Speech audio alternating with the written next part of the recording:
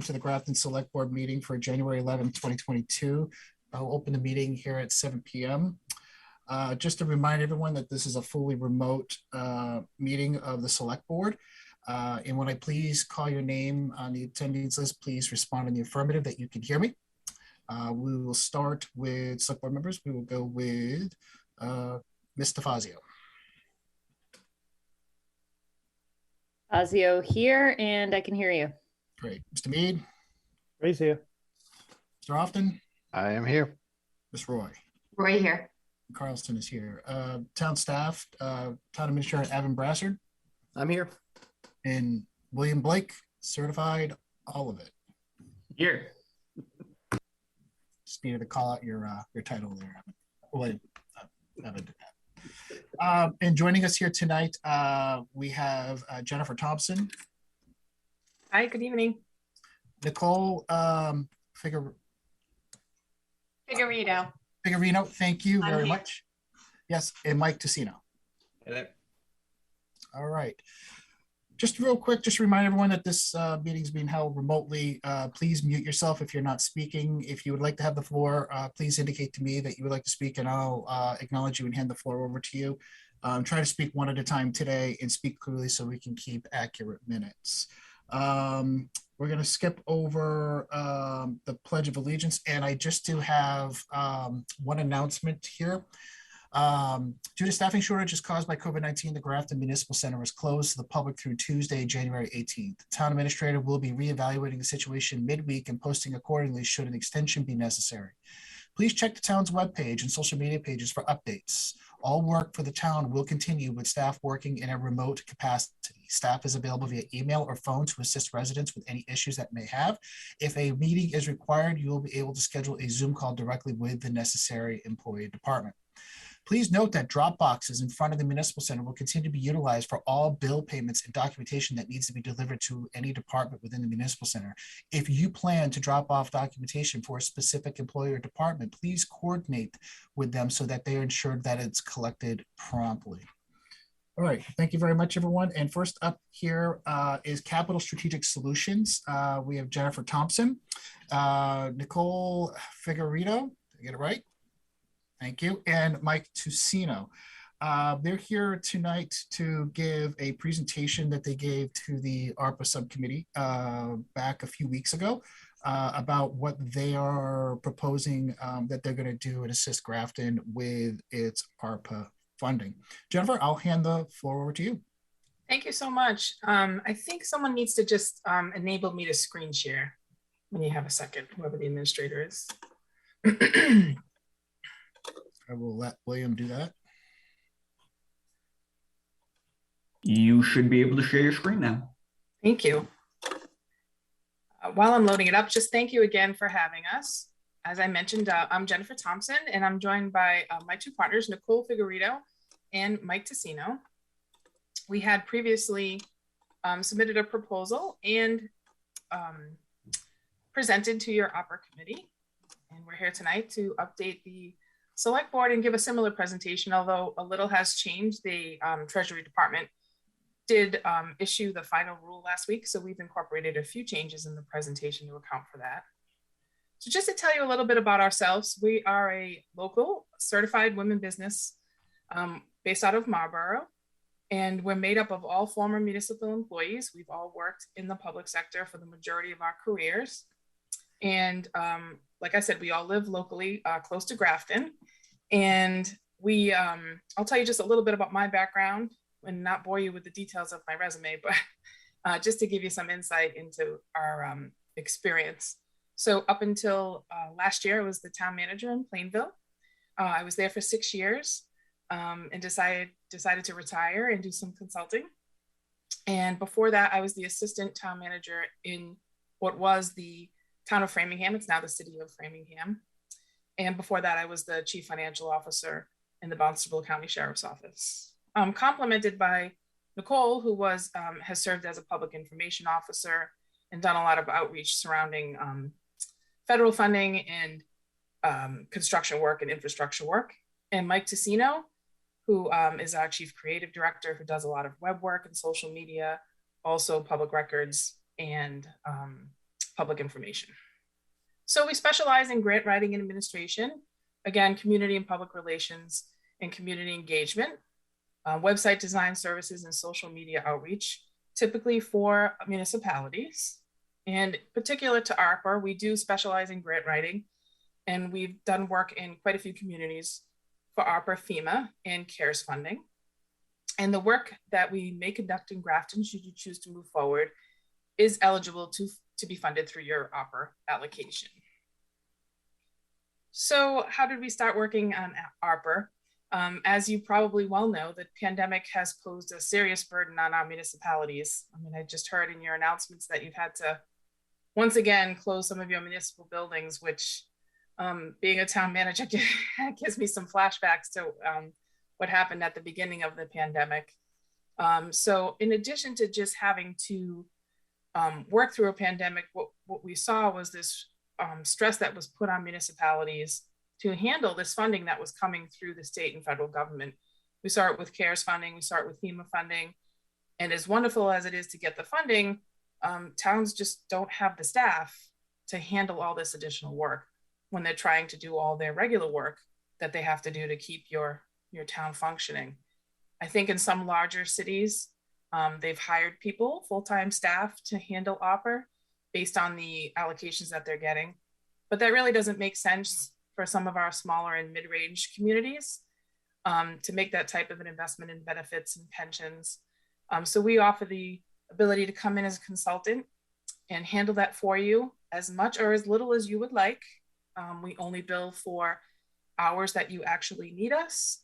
And we can leave at any time when you're done with our services. So you don't hold that burden of benefits and pensions and all of those wonderful things that you have to deal with as a municipality. And as I mentioned, this consulting service is eligible for funding through ARPA. We are working with quite a few cities and towns and some of your neighbors. So we're currently managing ARPA, and we did manage some CARES and FEMA work for some of these towns. But right now we're managing ARPA in Townsend, Southborough, Pepperell, Dunstable, Groton, Holden, Gloucester, the city of Lynn, Acushnet, and Stowe. So what type of assistance do we give? It really does depend on the municipality. So some municipalities like Grafton have an ARPA committee that is doing a lot of work on ARPA. Others are handling it more internally and already kind of have their project set. Some are doing quite a bit of public outreach. Some strictly need help with the reporting piece to the Treasury Department. Prior to last week, we helped a lot of communities with revenue loss calculations. That has changed a bit with the final rule, where folks probably don't need that revenue loss assistance anymore, which is a good thing. We offer procurement assistance if you need procurement assistance. And then some communities have chosen to have us do their community outreach when it comes to ARPA and soliciting input through their community members on what they'd like to see the ARPA funds spent on. So I'll give a brief overview of ARPA, and I'll go pretty quickly through these, but I think it's important for folks at home that may not be as familiar with it to just get a little bit of background so they know what we're talking about. The American Rescue Plan Act was signed into law in March of 2021, and it created the Coronavirus Local Fiscal Recovery Fund, CLFRF. We really love acronyms in the federal government. So the intent is to provide support to state, local, tribal, and cities and towns in responding to those impacts of COVID-19, and also to help with efforts to try to contain COVID-19. As you know, Grafton is eligible to receive just over 5.6 million in these ARPA funds, and cities and towns have until December of 2024 to spend those allocations. So there are 4 general categories that the money can be spent on. The first is pretty obvious. It's to respond to the public health emergency or to its negative economic impacts. Obviously, we saw a lot of households, small businesses, tourism, travel, nonprofits get hit really hard by the pandemic. So this funding is meant to assist with your public health efforts and efforts to build your to help with negative economic impacts on your community. The other is allows you to provide payments to essential workers during the public health emergency, should a city or town choose to provide what's called premium pay to some of those workers. The third is this revenue loss category that we'll talk a little bit about, and it has to do with the estimated revenue that you would have lost as a community because of the pandemic. We'll talk a little bit about that in the future slide. And then the fourth category is to make those investments in water, sewer, or broadband infrastructure. So there are 4 very specific uses that you're not allowed to use the opera funding for. You can't use it to make deposits into pension funds. You can't use it to pay for debt. You can't use it for any legal settlements or judgment agreements. And you can't use it to put money into your financial reserves or stabilization funds. I should mention that up until last week, we were operating under what's called the interim final rule, which was a 120-page document from the Treasury Department on what these funds could be used for. It wasn't quite easy to get through. And they issued the final rule last week, which does provide some clarity to some of these categories. So we've incorporated that here. But some examples of the public health projects in the first category, which again are very obvious, are vaccination efforts, monitoring, contact tracing, PPE, providing health services, any sort of prevention and mitigation that you're doing in your buildings, like you did under the CARES Act, things like making sure you have the proper equipment for social distancing. There is a provision in here that you can charge payroll and benefits for public safety and public health, but their time has to be spent at least 50% of the time on COVID-related issues.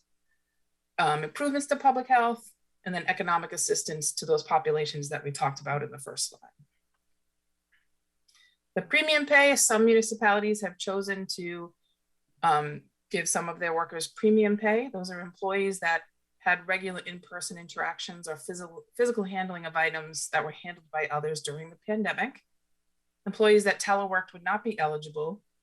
The intent of this provision is that these are the employees that really maintain that continuity of operations, that continuity of government and in your critical infrastructures, like public safety, public health, sanitation, education, those types of things. There are some limits in there on how much you can pay for that premium pay. So the next category is revenue loss. And up until last week, municipalities had to calculate their revenue loss based on a comparison of what your revenue was in fiscal year 19, which is the full fiscal year before the pandemic. And then you were to compare it to calendar year 20, 21, 22, and 23 with a formula that they had derived that would calculate what your revenue loss was estimated to be due to the pandemic.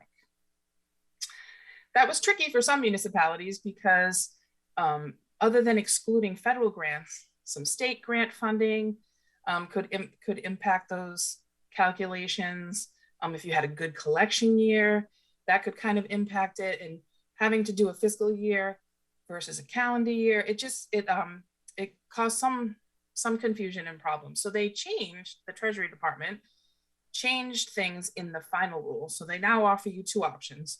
You can still do that formula, or you have an option to use up to 10 million in this category, not exceeding your opera allotment. So for Grafton, if you wanted to, you could use your full allotment in the revenue loss category because you're under 10 million. So that makes it, nice and simple for some of our, small and mid-range municipalities. The beauty of this particular category is that it really is your most flexible category.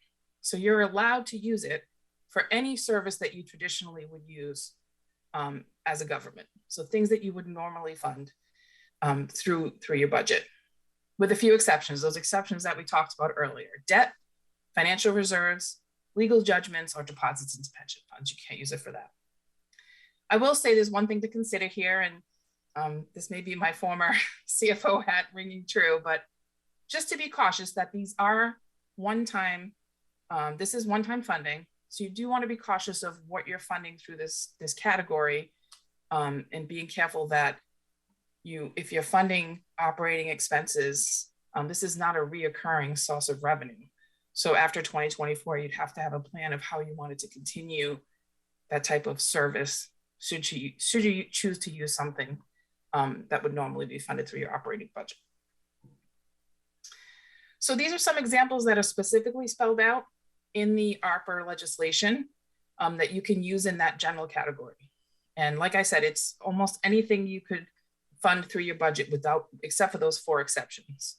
So things like buildings and infrastructure, roads, schools, town facilities, cybersecurity, again, health services, environmental remediation, equipment and capital purchases, and really any other traditional expense that's not excluded through those categories. And then the final category are investments in infrastructure. The water and sewer projects that would be eligible are ones that would normally be eligible through the EPA's Clean Water and Drinking Water State Revolving Fund. Those projects can include road work that is associated with the project. You can also fund stormwater projects, and you can there's a provision that you can fund broadband projects with some certain requirements that you have to meet, certain download speeds, and focus on unserved or underserved areas of your community. And that's my general overview of ARPA that I tried to keep as short and as sweet as possible. And we're here to answer any questions that you have.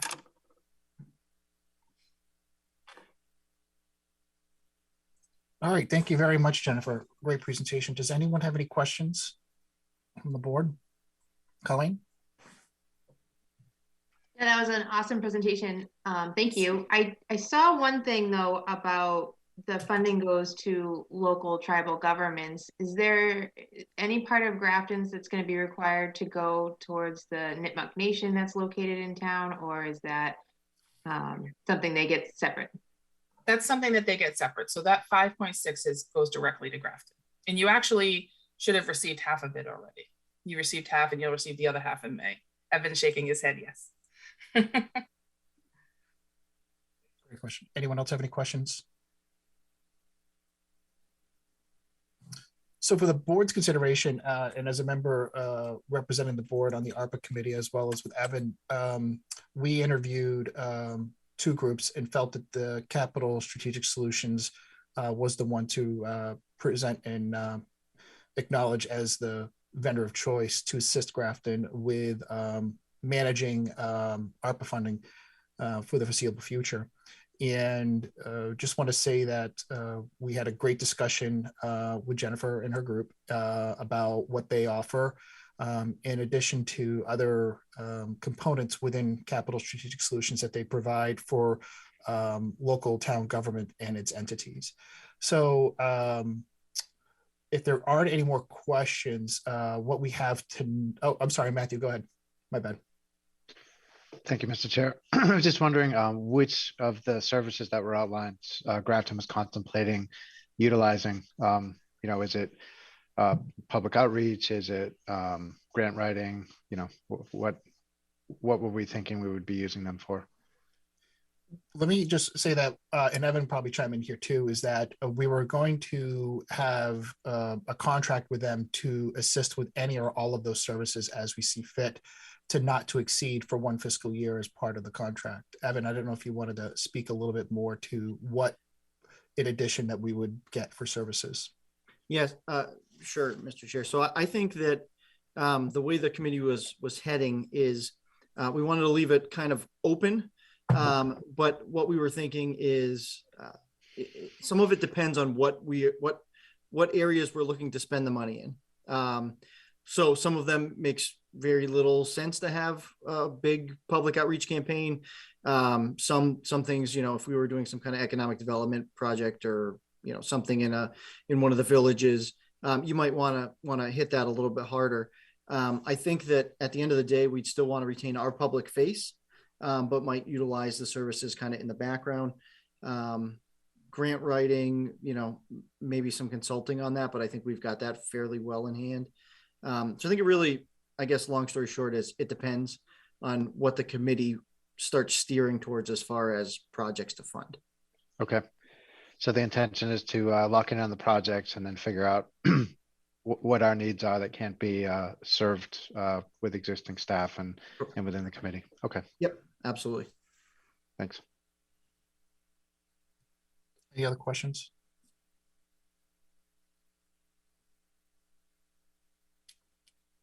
All right, great. Well, Jennifer, thank you very much for that. So what we have in front of us tonight is contract for the select board to consider.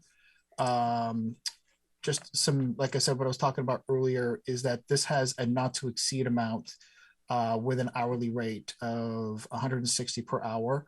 And I believe the cap for 1 year is $49,600 to start, and all of the monies to be paid for this contract would come from the ARPA grant, as this is 100% reimbursable with those monies. So this would not be coming out of anything that we would raise and appropriate, or any debt services or anything of that nature. And I didn't know if anyone had a few moments to read the contract, if they had any questions for Evan. Colleen? How did we land on that do not exceed amount? Is that a certain amount of time that you think is reasonable to achieve what we need to achieve? Were we given, or did we just kind of pick a number that sounded good? I believe we picked a certain number of hours, and that is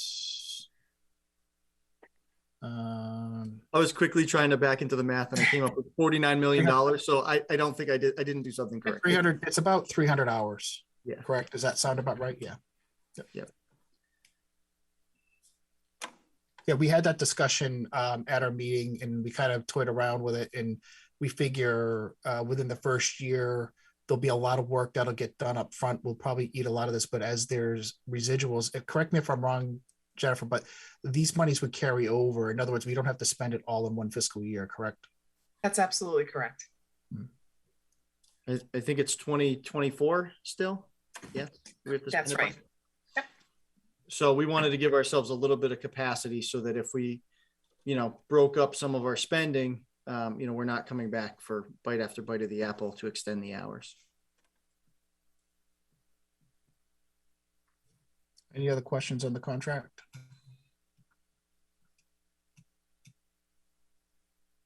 No, not seeing any. Okay, I can entertain a motion if anyone's ready.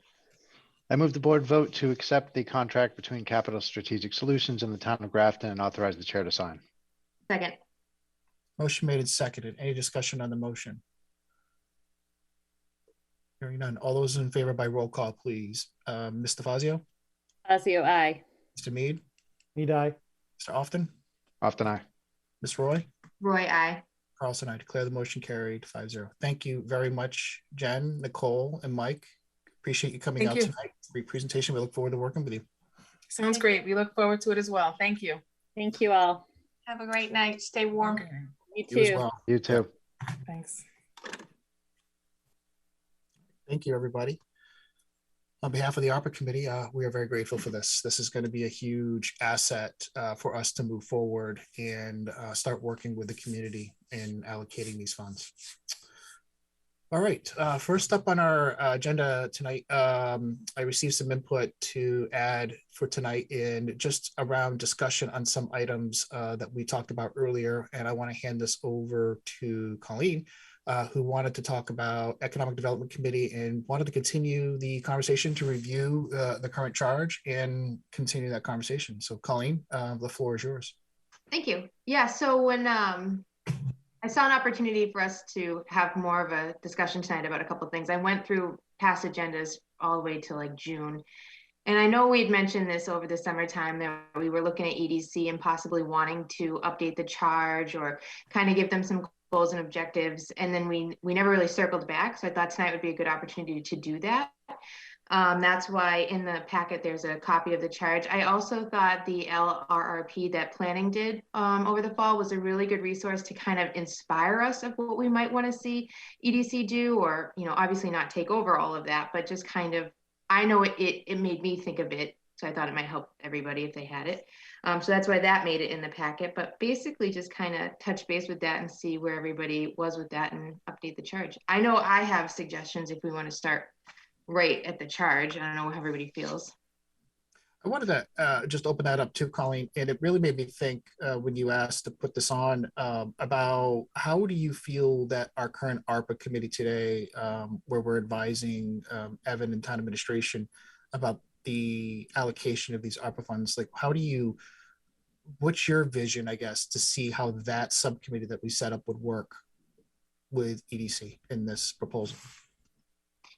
So I guess if I'm focusing on updating the charge, that's a different question, how EDC could incorporate ARPA, but I would start with the charge, right? To see, in the current charge now, it says to create a budget or a funding source and report that back. So that could be potentially use of ARPA funds there. So I guess you got to pick where you want to start. And I think starting with the charge makes the most sense. And then you kind of snowball into how can it help planning? How can it help ARPA, and kind of go from there. And then Doreen. Yeah, I think so.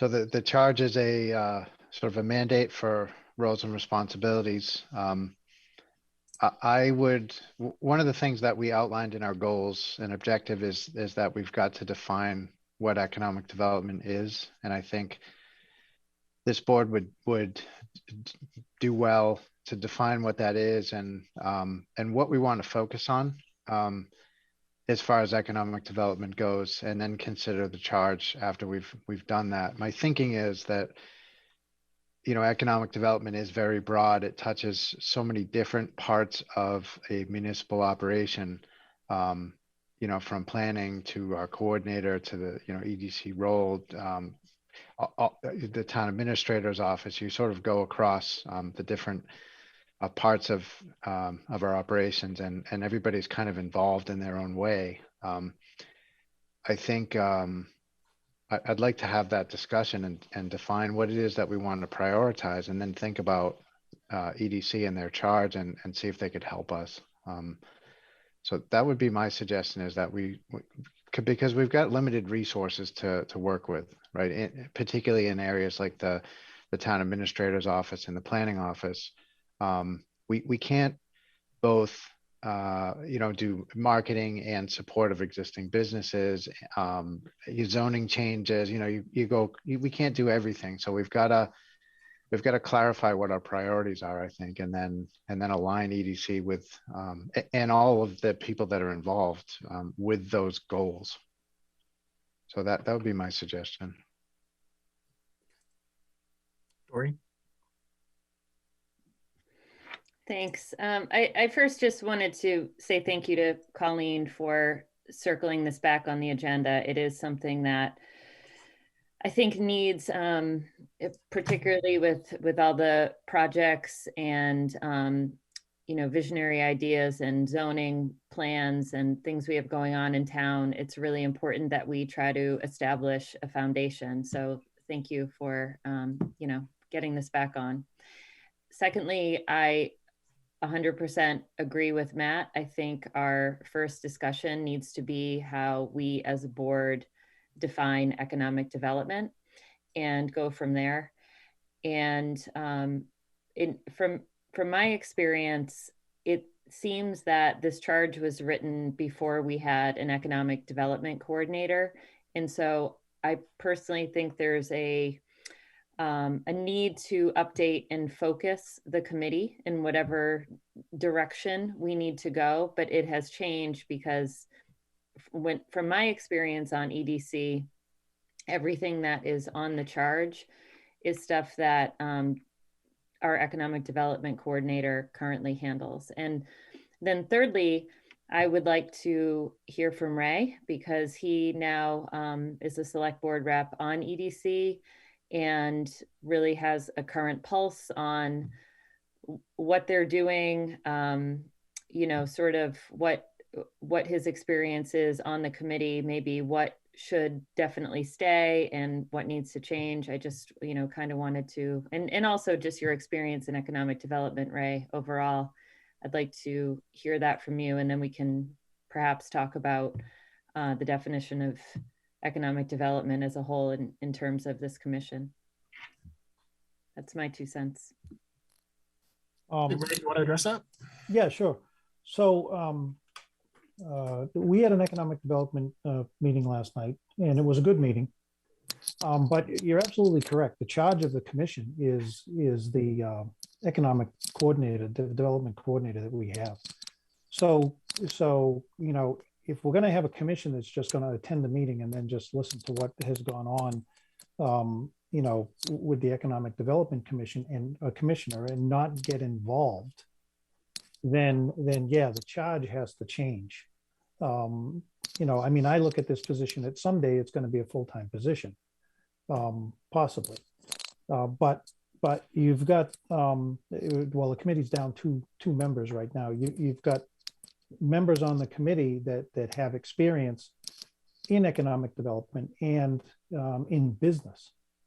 And I don't believe that portion of it is being utilized. So I think, the idea of saying that what the charge is going to be has to relate to the staff that is doing economic development. So, and you can look at it a couple of different ways. If you're going to have somebody that's going to do all of this stuff on a full-time basis or even a part-time basis, then is there really a need for, a multiple member body to meet every 3 months and just talk about what this person has done over the last 3 months, or are we going to get aggressive about this and utilize the talent that we have on this commission to, and I'll just throw things out, meet with businesses, meet with developers, meet with Tufts University. So I think that's the really the charge of the commission is we really need to determine how we want this all to happen. In any economic development, in any town, in any business, this is a very aggressive business, and you need to be aggressive to get people, to get companies, to get in the door and making phone calls and trying to find the right person. If we had a full-time person, it would be totally different, but we don't. So I think the charge of the commission has to be separate from the charge of the economic development coordinator. And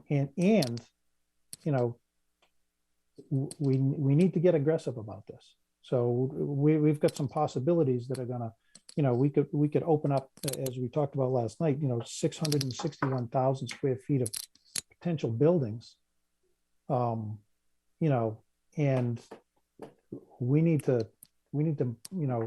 have a concerted effort to go after people and go after companies that want to come here.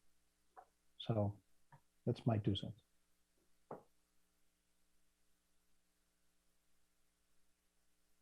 Colleen, go ahead. So I liked Matt's idea. I think we all need to be on the same page of what economic development means to us. And for me, I would like to label it as new commercial growth.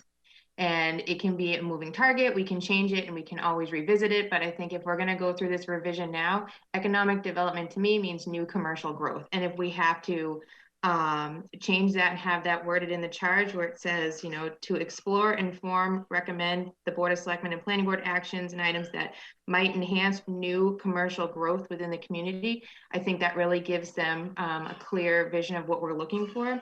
We can help clear out some of the stuff that seems more like a chamber of commerce to me than economic development really is, where it's, maintaining membership in a chamber of commerce or maintaining just a lot of it just feels like the businesses can be doing it themselves. And we saw a great example of that this fall when Sean Padgett and Jay Hunter got together and decided they wanted to do an event in an area of town that benefited them, and they got together and did it. There was no EDC behind that.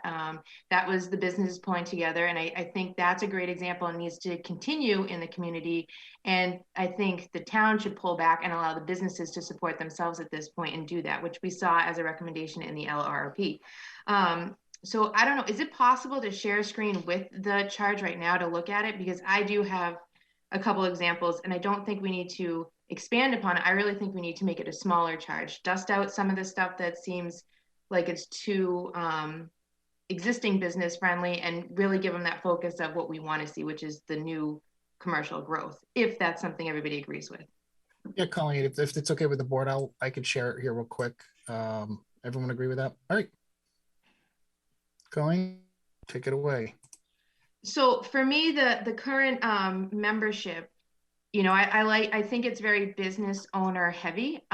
2 business owners on there is great, but 1 member at large / business owner, I think that would be better served with a member of the planning board on there. And that just helps with that overall vision of, where could some of this new commercial growth go?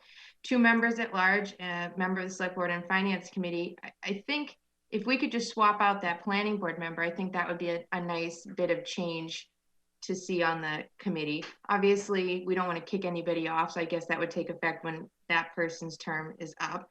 And then further down in the charge, to conduct meetings related to economic development, to conduct monthly meetings. As Ray said, meeting every 3 months just to review things, that's just not aggressive enough. And I like Ray's idea of we should be getting more aggressive. So yeah, you guys got to meet once a month and start spitballing. And even if that means going through old minutes, there's minutes back there from 2015 online, and I was kind of digging through those because that was a fun idea for me.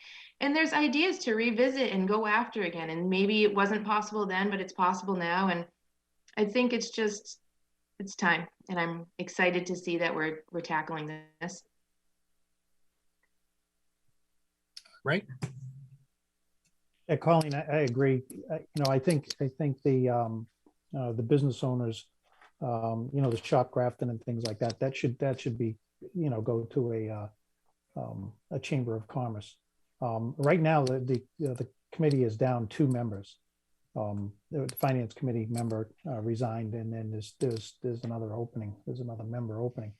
But I agree, we should be meeting once a month, and we should be having, communications with the planning board and the town administrator's office to find out what's going on. Who's called the town hall, who do we need to go talk to? If you get a company that has an inquiry, I can never say that right, but you know what I'm talking about.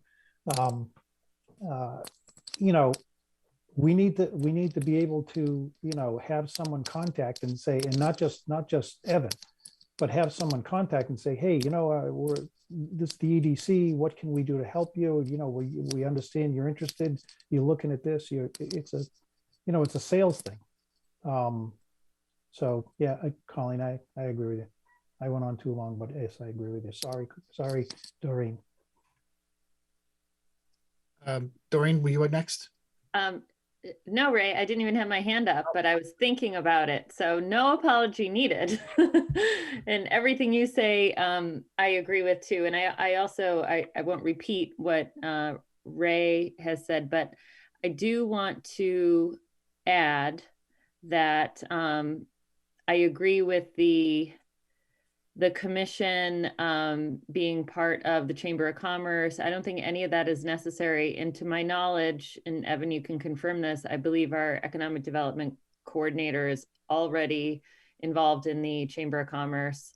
And, if there are business associations to be developed that, maybe we can encourage businesses, especially neighborhood businesses, to start their own. And then the last thing I want to say about the members of the commission, I would maybe not necessarily as voting members, but I would like to see either Evan or Chris as the planning director also be attending some of these meetings, just because I think it's going to take all hands on deck for us to really, make some movement here. And particularly with current membership and changing the charge over, I think that would help a lot as well, because I feel like EDC has been doing it one way for a long time, and from my experience on the commission, sometimes when I would ask questions about commercial development, those questions, if they were too detailed, would be, oh well, you're going to have to ask Chris, you're going to have to ask Evan. And so I think if they were there, they could help build the conversation and agenda to get things moving forward. Everything else I like. Thank you. Just a couple of thoughts. So currently we have our Economic Development Coordinator and EDC largely working on, well, maybe not largely, but they're spending a not insignificant amount of time on things like Shopcraft, right? Supporting small business and sort of recruitment and retention of small business and whatnot. I think what Colleen is referring to when we talk about, new commercial development is something that has been happening, but hasn't necessarily been highlighted or prioritized, I guess. So we've got, our Thursday night meetings with, I forget what the name of the group is, but they basically have office hours for any businesses that are interested in coming to Grafton and concerned about things like permitting and zoning and all that sort of stuff, getting established in Grafton. So we've got, but that's largely for, small businesses that are coming to Grafton, which, if we're going to be serious about economic growth and bringing in, a material amount of commercial revenue that's actually going to move the dial on the ratio of commercial and residential tax. That's a much different thing that we're talking about than it's currently happening. And when I think about that, I think about potentially studies. So we've got to actually look and do some analysis in Grafton about what those opportunities are. And we've done some of that. I would point to maybe the Mill Villages opportunity that's sort of been put together, documented. We partnered with the state to put together some materials, and that's been, I think, pretty successfully marketed, even though, we haven't found the right business to come in there. To me, I think that's sort of what we're talking about, doing more of, I guess, and focusing more on. In order to do that, though, I want to make sure that we don't lose that small business support and the existing business support. So I'm on board with the idea that we would change our priority, but we have to make sure that we have a transition plan so that what's happening currently continues to happen, because I do want to make sure that we're continuing to support business. And I'm not sure what that looks like. It could be a handoff. When we think about things like the LRRP, maybe that's just the town working to try to facilitate an opportunity for the businesses in that area of town to come together and to form a business association. And with the expectation that basically we're going to help them get organized, but then it's theirs to essentially run and come back to the town with what their needs are and what their priorities are over time. But that's something that's essentially would be self-managing and self-operating without a lot of town involvement. So maybe that's the sort of thing that, Shopcraft, and I don't want to see that go away. I want to make sure that that's well supported going forward, because I think that is a pretty, successful event to highlight our businesses and support them.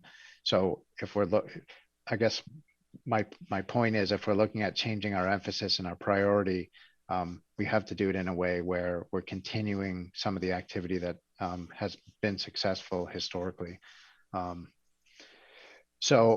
as I think about this commission, when I think about the heart of economic development, it's Evan, it's Chris.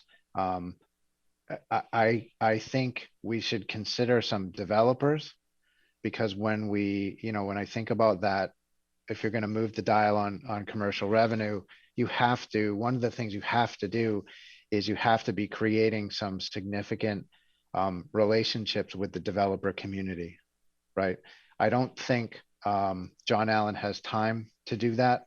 And I don't know that the current EDC necessarily has the expertise or the time to do it either. So we need to think about how we, in many towns, it's the town administrator. So, is that something we want to be tasking Evan with? And if so, what resources is he going to need to be able to free up enough time to really focus on that?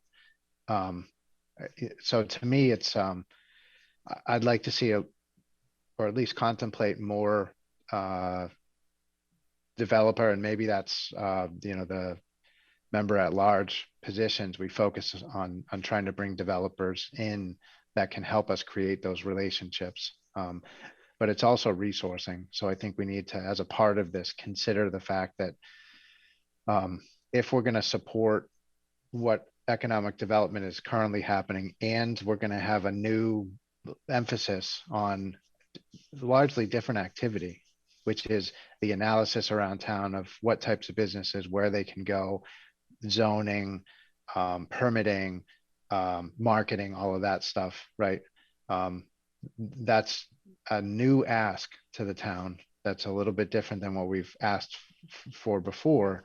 So we need to be resourcing that. And I think that largely is going to hit the TA office and the planning office. So that was me talking a lot. I'll shut up. Stuff. So I want to just kind of go back to one of it and look at the before we get into like the meat and potatoes of the charge and so on and so forth, the membership part of it. I just want to make sure we're clear and we're all in a and I guess an alignment here on this. I mean, at this point in time, I don't know if I heard conflicting remarks, but are we okay with the 7-member board today committee, or are we looking to reduce that to 5? What's the consensus of the committee? Colleen? Personally, I like the 7 for this one. I think more voices, the better on this committee. I think it's going to help shape ideas that way. I just think the makeup currently is very business owner heavy. And I think Ray said they're down 2 members because they need to assign a new finance committee member, but that would stay the same. I'm not sure what the second member is, if it's a current business owner, if it's the member at large business owner, or just a member at large, but whichever it is, I think it should be, preferably one of the business owner ones swapped over to planning, but you got to take the opportunity that it's open. So use that open seat and make that assigned to a planning board member. That's what I would like to see happen. Anybody else? I have one question for the board, and I'm not sure if this was something that was left over from when this was first created. I'm just curious, like the finance committee member, like what role do we see them playing in part of this commission as we've been outlining about looking to put in new development in Grafton? Ray. Yeah, Peter, I tend to agree. I'm not sure why there's a finance committee member on here. And I know we're focusing on business owners, and I think that, focusing on business owners is great. But someone who's involved in commercial real estate would be an asset to this committee. We have to think, we have to think outside of the bounds of Grafton. So we're not going to get, in my opinion, and we may, a company in Grafton that wants to build a 200,000 square foot building or 100,000 square foot building. We may get companies that want to expand, but all of our business in economic development that we need to get into this town are all outside the boundaries of Grafton. So to focus on, I agree to have local business owners, but to focus on local business owners is it doesn't get us outside the borders of Grafton. Commercial real estate person, a real estate person, somebody who deals in even an attorney that does commercial real estate transactions. These are the people who know the people outside of the borders of Grafton. And those are the people that you need to get to, because they're the ones that are getting calls about this and calls about that. And hey, we need to do this. I got this company that wants to do that. That's what I think we need. But yeah, the finance committee member, I'm not sure what the value of the finance committee, unless they have some type of development or real estate background or something. Fine.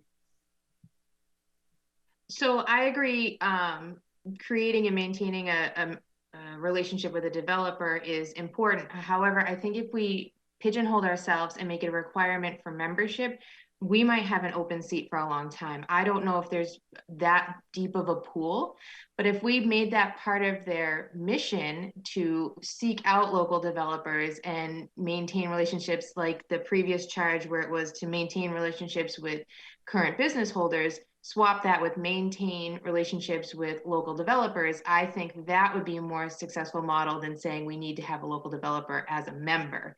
That's my thought. Doreen? I don't disagree with Colleen, but my only concern would be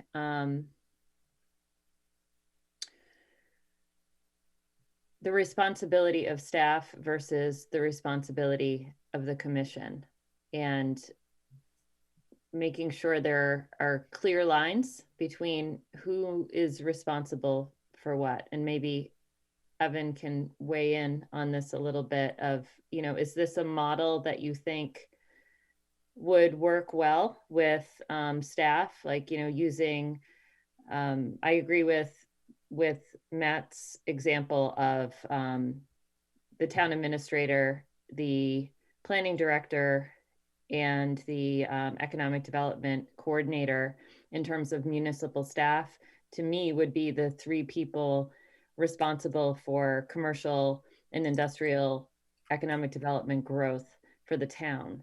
So if I just want to make sure that we are not creating a charge for a commission that's similar to staff responsibilities, and we are highly utilizing staff time in anything that maybe we don't want the staff to do because they're overloaded, that members of the commission can do. So, I think Colleen makes a great point that in some ways it's like, all hands on deck. And if we have more people doing it, it kind of grows the staff.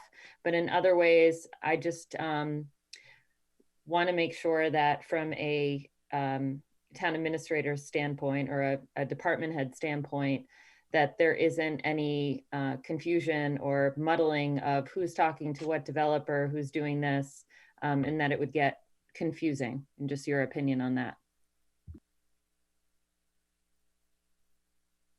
You want me to weigh in on that, Mr. Chair? Please. Okay. Yeah, I mean, that's, as I listen to you talk about the charge, that's definitely a concern that I have. We meet as a development team every Thursday with usually anywhere from 2 to 4 people looking to do anything in Grafton. We've had people that are looking to own goats to people like the folks that are trying to develop 244 Worcester Street. So we're holding those meetings. We also have, I think would be able to back me up. We've probably met with 20 commercial developers regarding 124 Westboro Road. We've actively been marketing these commercial properties. And so my only concern becomes, if we have EDC reaching out to these people and we're working our deal on our side, I think that is going to really muddy the water. And we want to have a unified voice of what Grafton is and what Grafton can do. One of the things that I think could be done better, and maybe this is a great place for the committee to focus, is on outreach, marketing strategies. How do we sell Grafton to the state? Who do we need to be liaising with, right? There's mass business development, there's mass bio, doing those type of things that are, that might, I think, be better time served than maybe doing some of the more hands-on stuff that I think we're already doing. The other thing I think about is, when we talk about local developers, having been here for just shy of a year, there's not really a lot of commercial local developers. I meet a lot of local developers that are doing residential build out. A lot of the companies we're meeting with that are doing large scale commercial, they're from either out east or down south. That's kind of what we've been running into for this kind of larger scale stuff in recent months.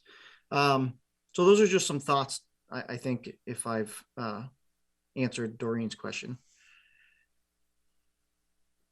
I just want to weigh in real quick here. You know, one of the things when I read the charge here, there's a component in here that I can't seem to find anywhere on the webpage. Now, granted, sometimes trying to find things on our webpage, and this is no fault to the staff, it's just the way I think our site's architected, you know, and the technology that drives it is, I cannot find for the life of me what is the town's economic goals and objectives. So if you're asking me as one of the board members here tonight to, like, you know, support a different charge or what type of membership should be involved in this, it would be really good or important to know what is the goals and objectives. So that way we can then say, yeah, we need this, to Ray's point, we need a large commercial developer, or Colin, your point is like, we need to, you know, diversify our, you know, from businesses to other members with, you know, key stakeholders in the community. I for one, you know, agree that, you know, this needs a lot of overhaul. But if anyone can point to me where that is, I think to myself and the people who are listening, it'd be helpful. Doreen. It will be in the updated comprehensive plan that the town of Grafton is doing. Right? No, okay. I'm half teasing. I'm half teasing, but I would, you know, I would first point to the master plan, which needs updating. So yeah, I mean, I think that this would probably be a good question for Chris or the planning board. But I agree with you. I mean, I think it's from a standpoint of having a specific mission for EDC, and, you know, even, and I was thinking as I was contemplating on this over the weekend, you know, this is a charge that could be updated every 18 months to 2 years, depending on what's going on in the community. And we give specific action plans of, this is what we need right now, and it may change in 2 years, but right now we need you to work on this. And it's hard to do that without a priority list. So I agree. And I'm being a little salty there with my answer. Comprehensive plan. Colleen. So I don't think we want to have a lot of overlap with what town staff's already doing. It sounds like Evan has a pretty good handle on it. He's meeting with a lot of potential new economic growth opportunities. What this commission would be, if you look in the charges, items that might enhance development within the community and to explore and recommend. This doesn't sound like these should be very hands-on. I think that what they should be hands-on are looking at what other communities are doing, seeing would that apply to Grafton, and make recommendations. And like Evan was saying, you know, make sure, another thing is make the public aware of what the commission is doing and what its mission is, really engaging on social media, messaging. That was a huge goals of ours that we were talking about, is messaging. So utilizing the committee that way, backing off what they've been doing, which they've done really successfully. Like Matt was saying, we can hand them over the playbook to Shop Grafton and allow them to run with it. Maybe they have ideas that they want to see implemented, but there you go. There's your Shop Grafton playbook. You have a year, make sure you're ready to go, because EDC will not be doing it this year. And really just have them come up with actions and recommendations and engaging the community that way, and just keep it simple this year and see how they go, and then reevaluate, like you said, in 12 or 18 months. But I don't think they should be necessarily spearheading what staff is already doing. Matt and then Doreen. Yeah, I agree with the idea that this charge may need to be updated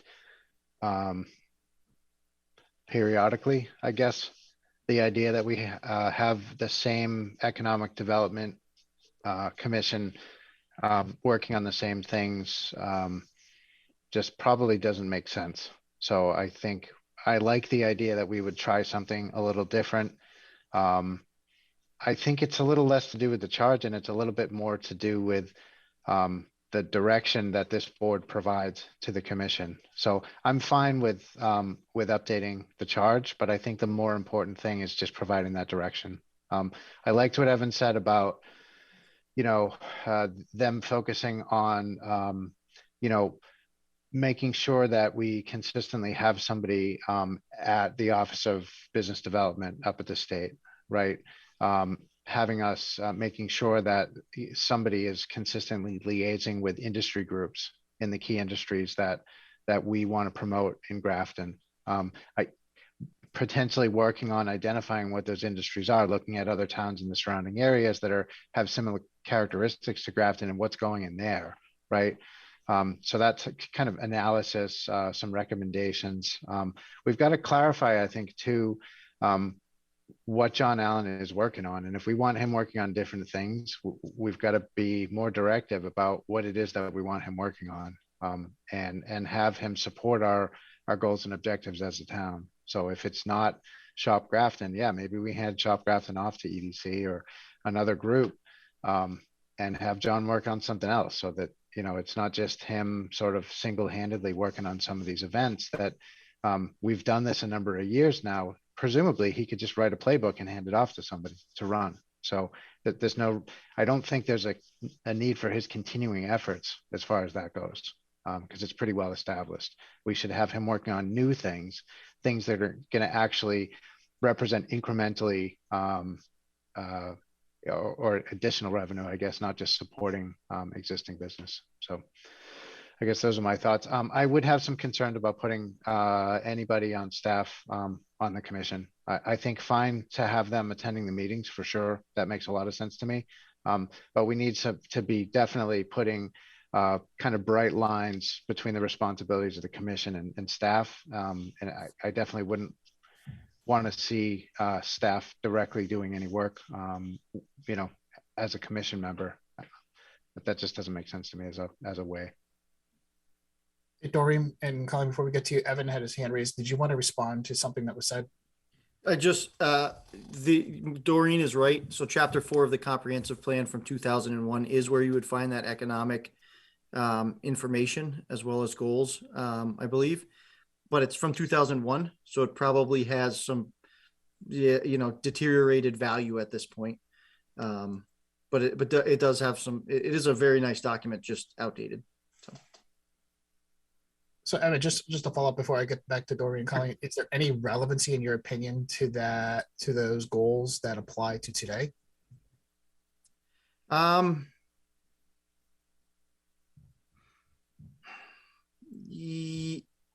Yes. It's a little bit more of a longer answer. I think there's probably there's definitely some good direction from those goals. I just think they need to be modernized, and that might be something that EDC could work on as part of that comprehensive plan, is updating our economic goals.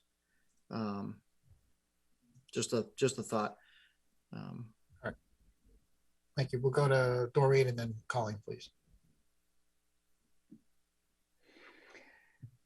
I just wanted to know, and Peter, this is similar to what you asked, but specifically, is there a project or projects that the Economic Development Commission is working on right now that should be added to the current charge?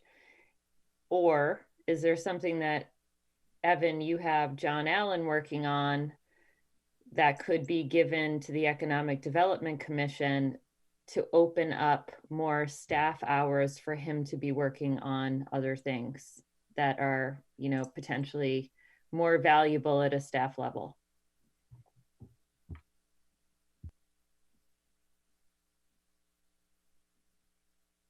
With that question directed to Evan. Oh yes, comma, Evan. Sorry.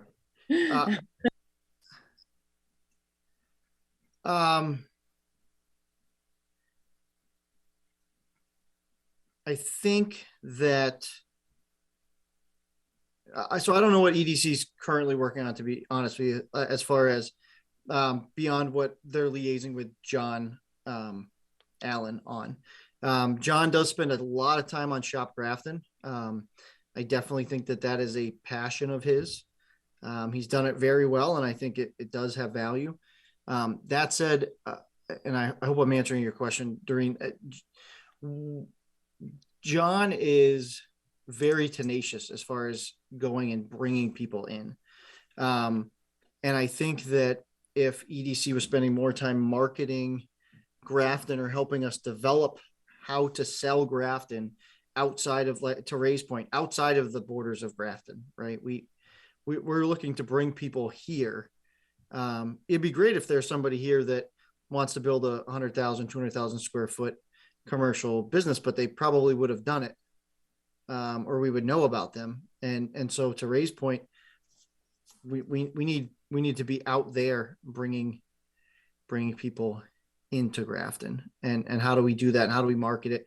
You know, we have 120. I'm going to just pick on 124 Westboro Road again. You know, that's a site that we have. I want to say it's 30 something acres, top of mind.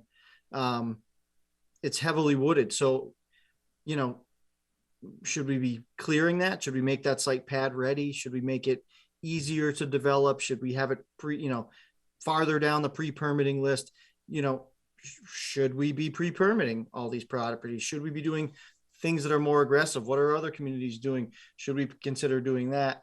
I think that is helpful.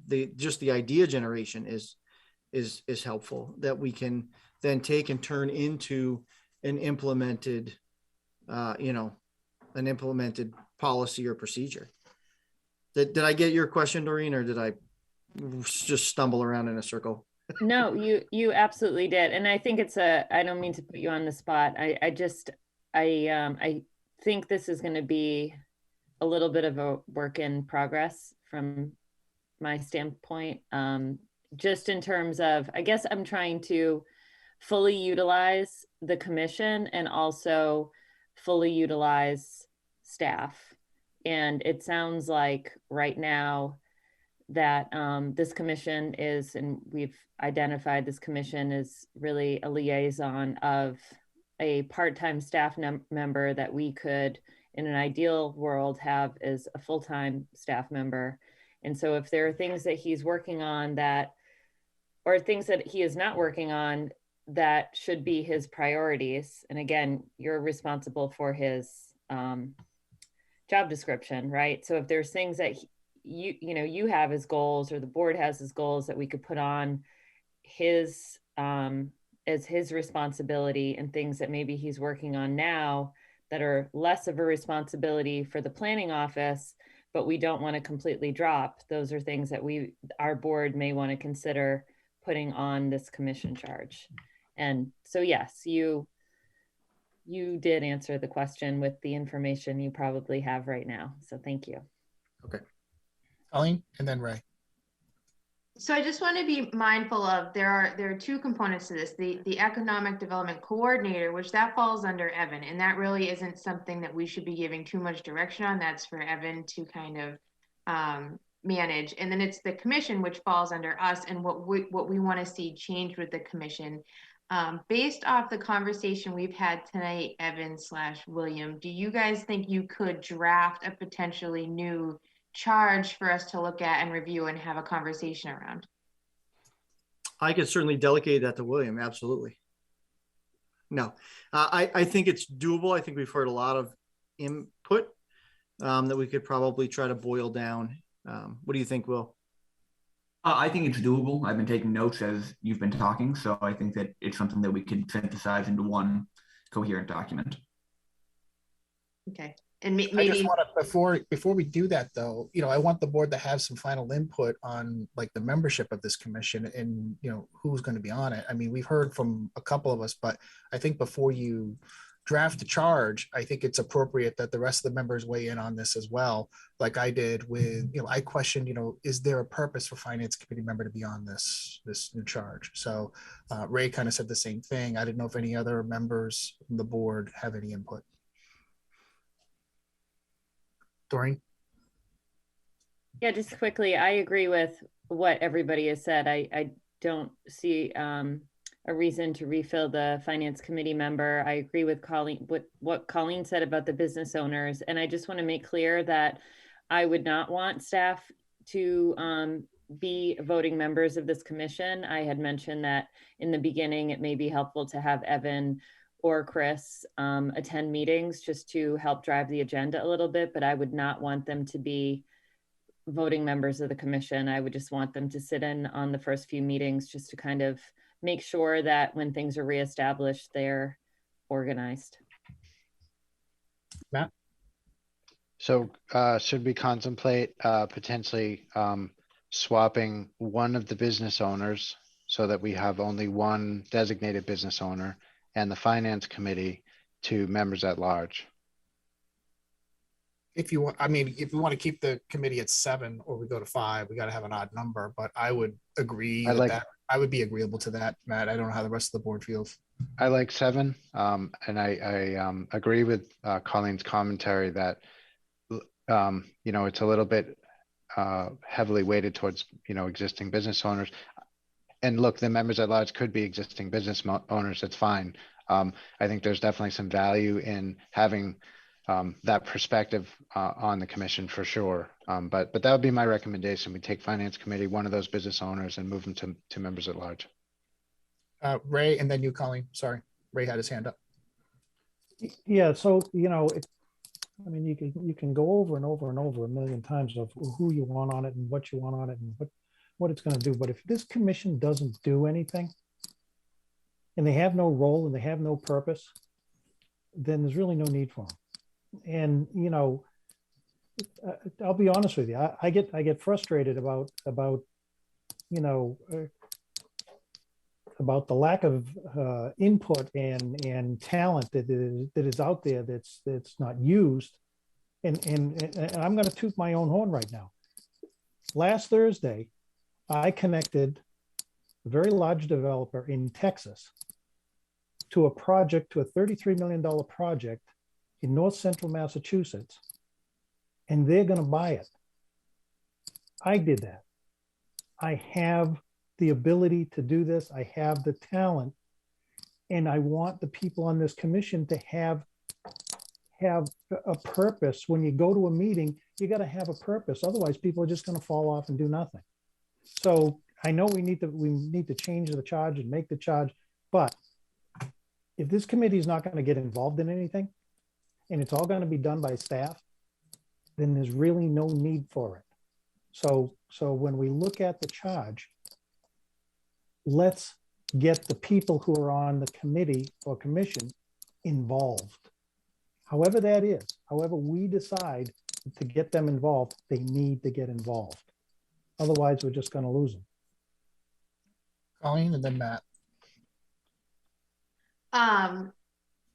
I agree. Before we all decide tonight what we want to see for the concrete membership, we got to see what seats are currently open, right? Which ones are easily interchangeable, I think is really important.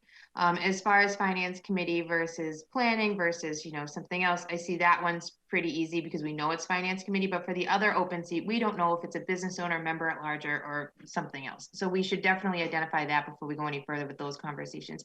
And as far as being involved, right, I really think that's important too, but defining involvement, I think, is not going to be calling the developer in Texas and making it happen. I know that's something you're really passionate about, but I don't think that's what this commission is designed for. What this commission is going to be designed for is looking at recommendations saying, these are the steps to do to make that happen. I recommend we, like Evan says, get some site work done because it's going to draw that, and just come up with a list of recommendations each year to say, this is what best serve Grafton now, and that list of recommendations will be a breathing, living document that'll always be changing because the recommendations won't always be the same.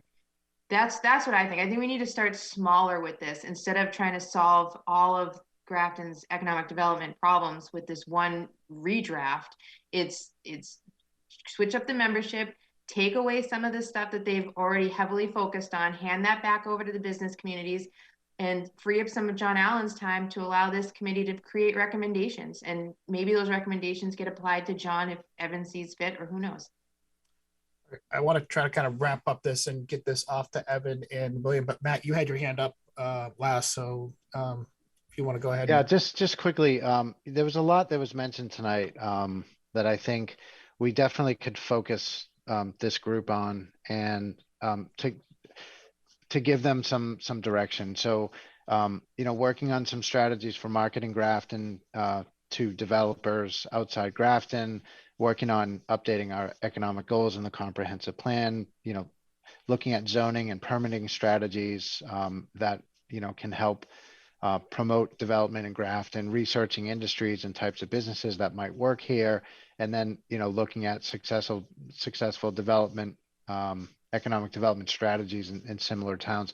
There's a lot of work there that could be done that could feed into the work that's already happening that staff are driving. So these are all things that staff probably don't have the time to do that could help feed into what they're already doing.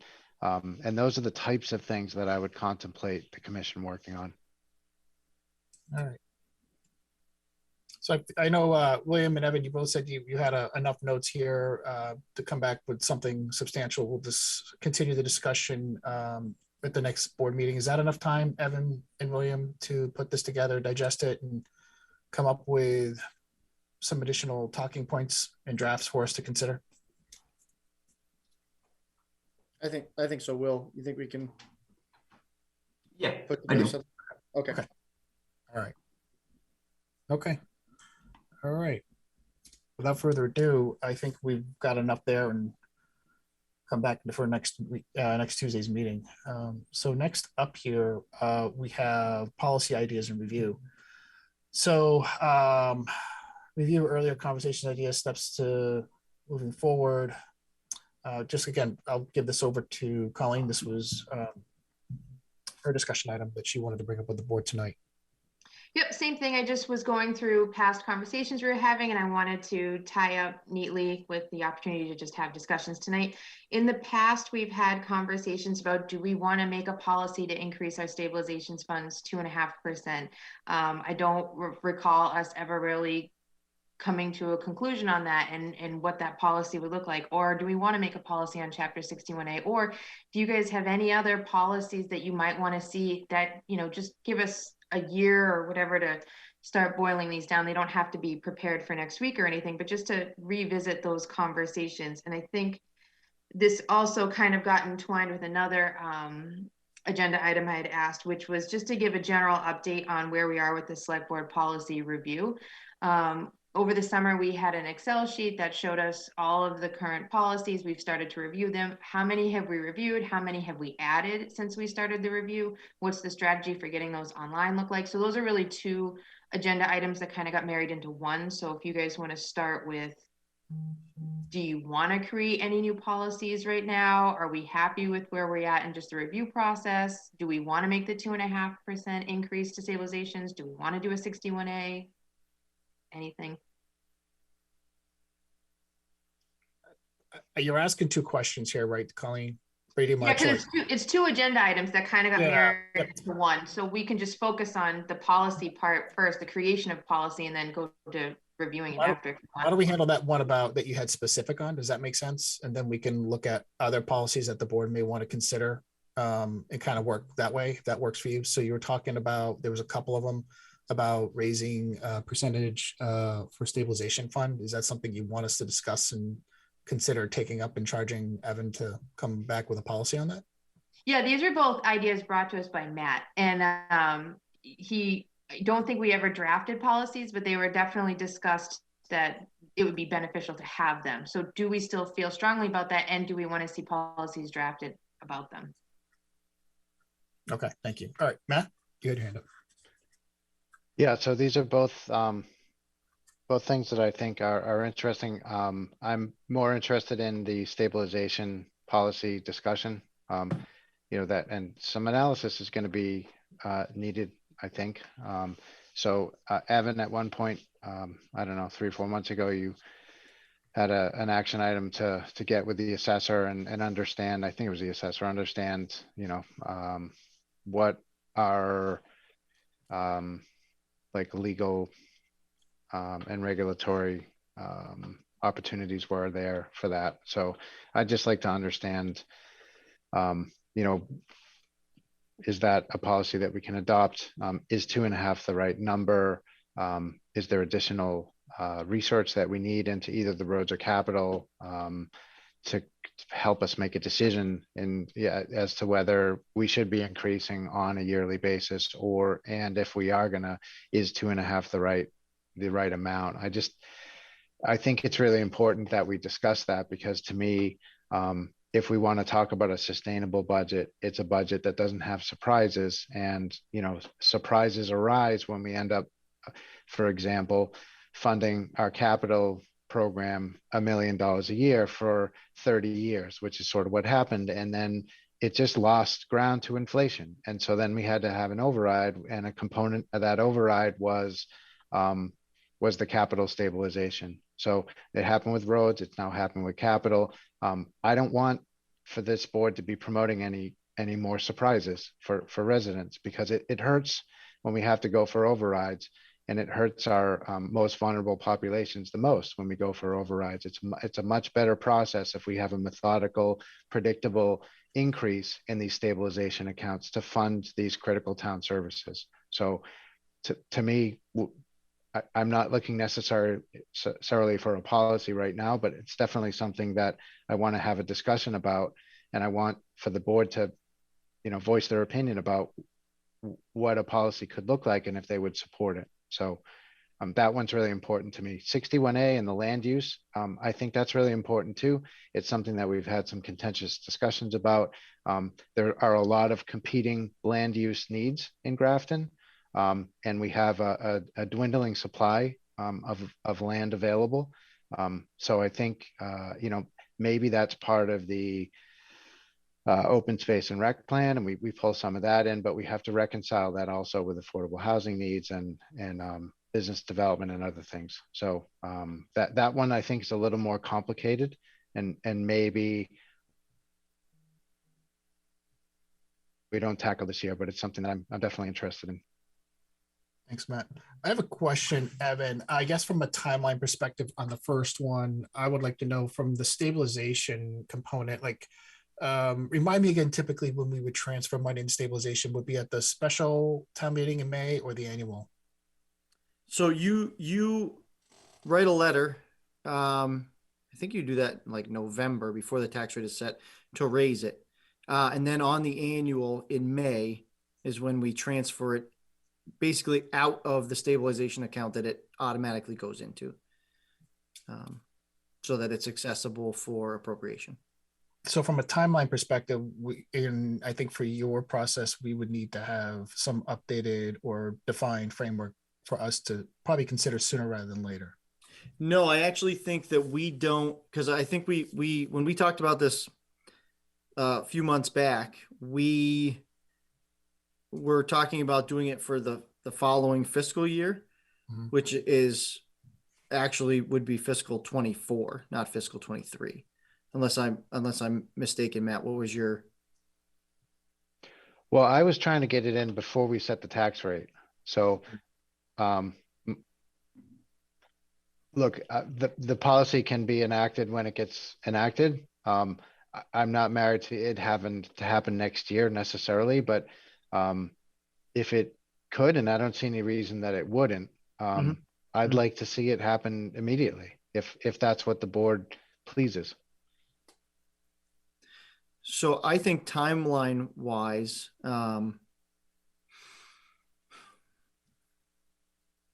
if we're going to go after that conversation, and let's say we're going to add 2.5% to the stabilization for capital, and I would assume for roads, I think it was part of the conversation we had.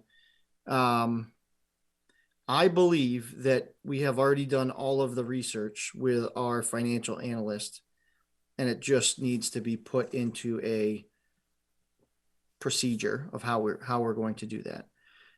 So I will follow up with Mary Lauria tomorrow, because I think we've done all of our due diligence that we need to do, unless I'm missing something. I know we had a little longer period than normal because we didn't have an assessor, and we wanted to have that component of the conversation. But I think that whole package is together. So let me go back and make sure that I have that, and we can put this on for an agenda through the chair within the next, say, month. And Okay. be ready to go. So if it requires any action for May, we'll know that we have to take it. I can't remember top of mind what our final resting spot on was at. So let me just circle back with Mary. Okay. And just to be clear, I don't know if we need a written policy for this.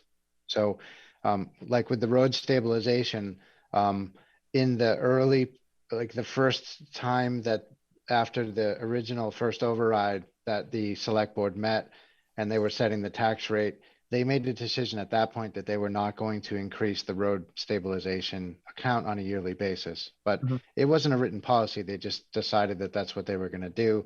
And that's what's been done. So I don't think we necessarily have to have a written policy about it.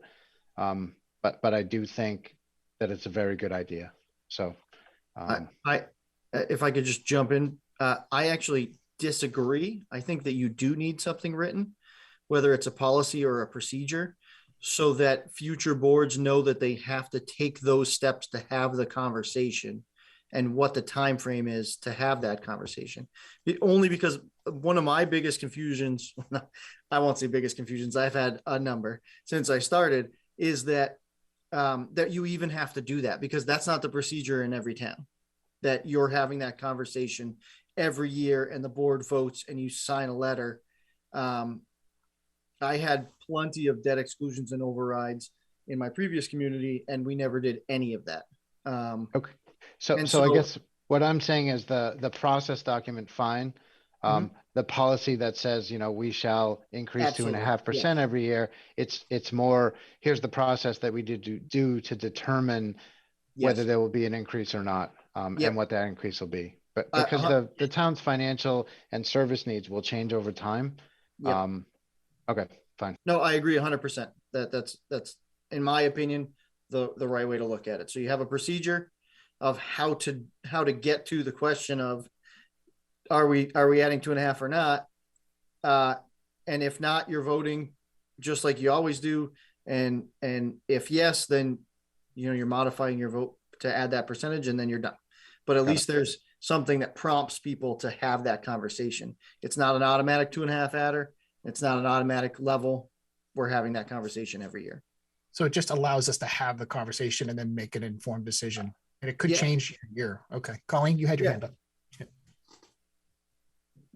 Evan just said everything, but better. Okay. There you go. All right. I'll just take it from here, guys. No, I'm kidding. Ray, Doreen, did you have any comments on that or any input? Okay. Just that I would support it. So thank you. I think we're heading in a good direction. All right. Okay. Next, so I just wanted to kind of get that together. And from a different prior, I heard something regarding Chapter 61A, and we want to talk about what our strategies, what the timeline is, and so I'll again open up that discussion. I know that was one of them. That was another one that was mentioned. So I think that was mine as well. I think that's important, but we have a lot of other things to consider in terms of policy. And so I'm happy to sort of defer that maybe till next year and have staff focus on continuing to prioritize updating our existing policies. It's really important for me to get our policies online too. So that's something that, we've all struggled with from time to time. So that's something that I'd like to prioritize as well. And I don't know, unless other board members felt different. Go ahead, Colleen. So it's a really good segue into the other part of that agenda item, which was to just get a general update of where we are in the policy review. And I know William's really been spearheading that and taking that by the horn. So I don't know if he has an update he wants to give us at all. Sure. So in the meeting packet for this week, there was a updated spreadsheet of what the policies we've been looking at are. So all of the new policies that we've done that the board has reviewed and approved since August are all currently up on the website. If you're on the select board tab, there's now a policies and procedures dropdown, which has everything we've done organized between general government or finance. At the moment, we've addressed 24 policies. There are still 26 remaining. And on that spreadsheet, we have prioritized them either high, medium, or low for the steps we want to take moving forward to address them. William, maybe just send that out in an email to the board. I can do that. Awesome. I'm sorry, I think Mr. Rowe, what did you Colleen say? said. I think Colleen said something. I'm pretty excited. I just went and looked at it. So good. Okay. All right. Yeah, I can definitely send that out to the board. Yeah, or just a link, just so the board can get it real quickly. Because, like I said, sometimes navigating our webpage is challenging to say the least. Looks good. Anyone else have any questions or comments?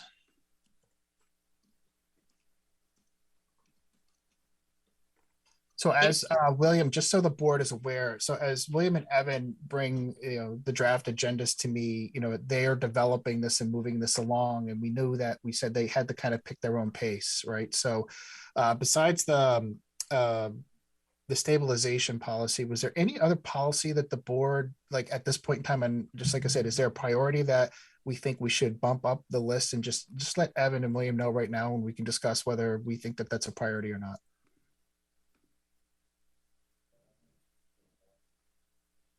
No. Okay, I'll say William, Evan, continue to do what you're doing. And we have that one additional one regarding the stabilization that we'll bring back in about a month. Okay, great. Thank you.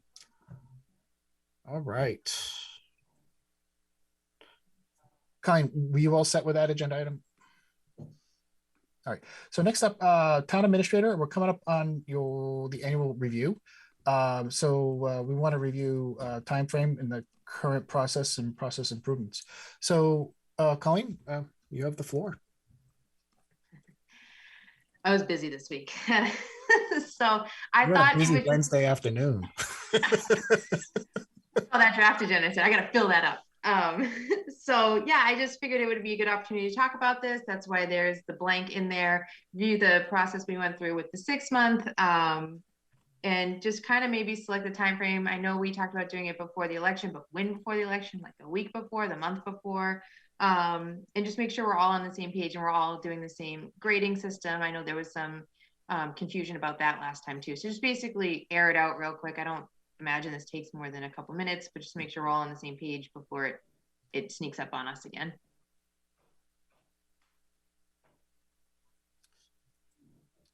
Yeah, so this is something that I talked to Evan about when we did the informal review, Colleen.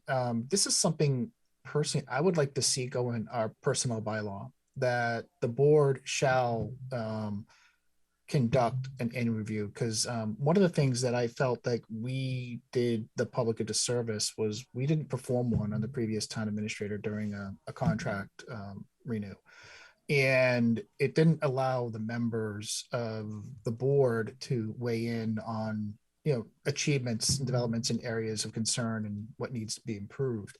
So I think from a time frame, I personally would like to see this completed, before, at the last meeting in April, the first meeting in May, prior to the election. I don't feel that doing it post-election is beneficial because you could have board turnover.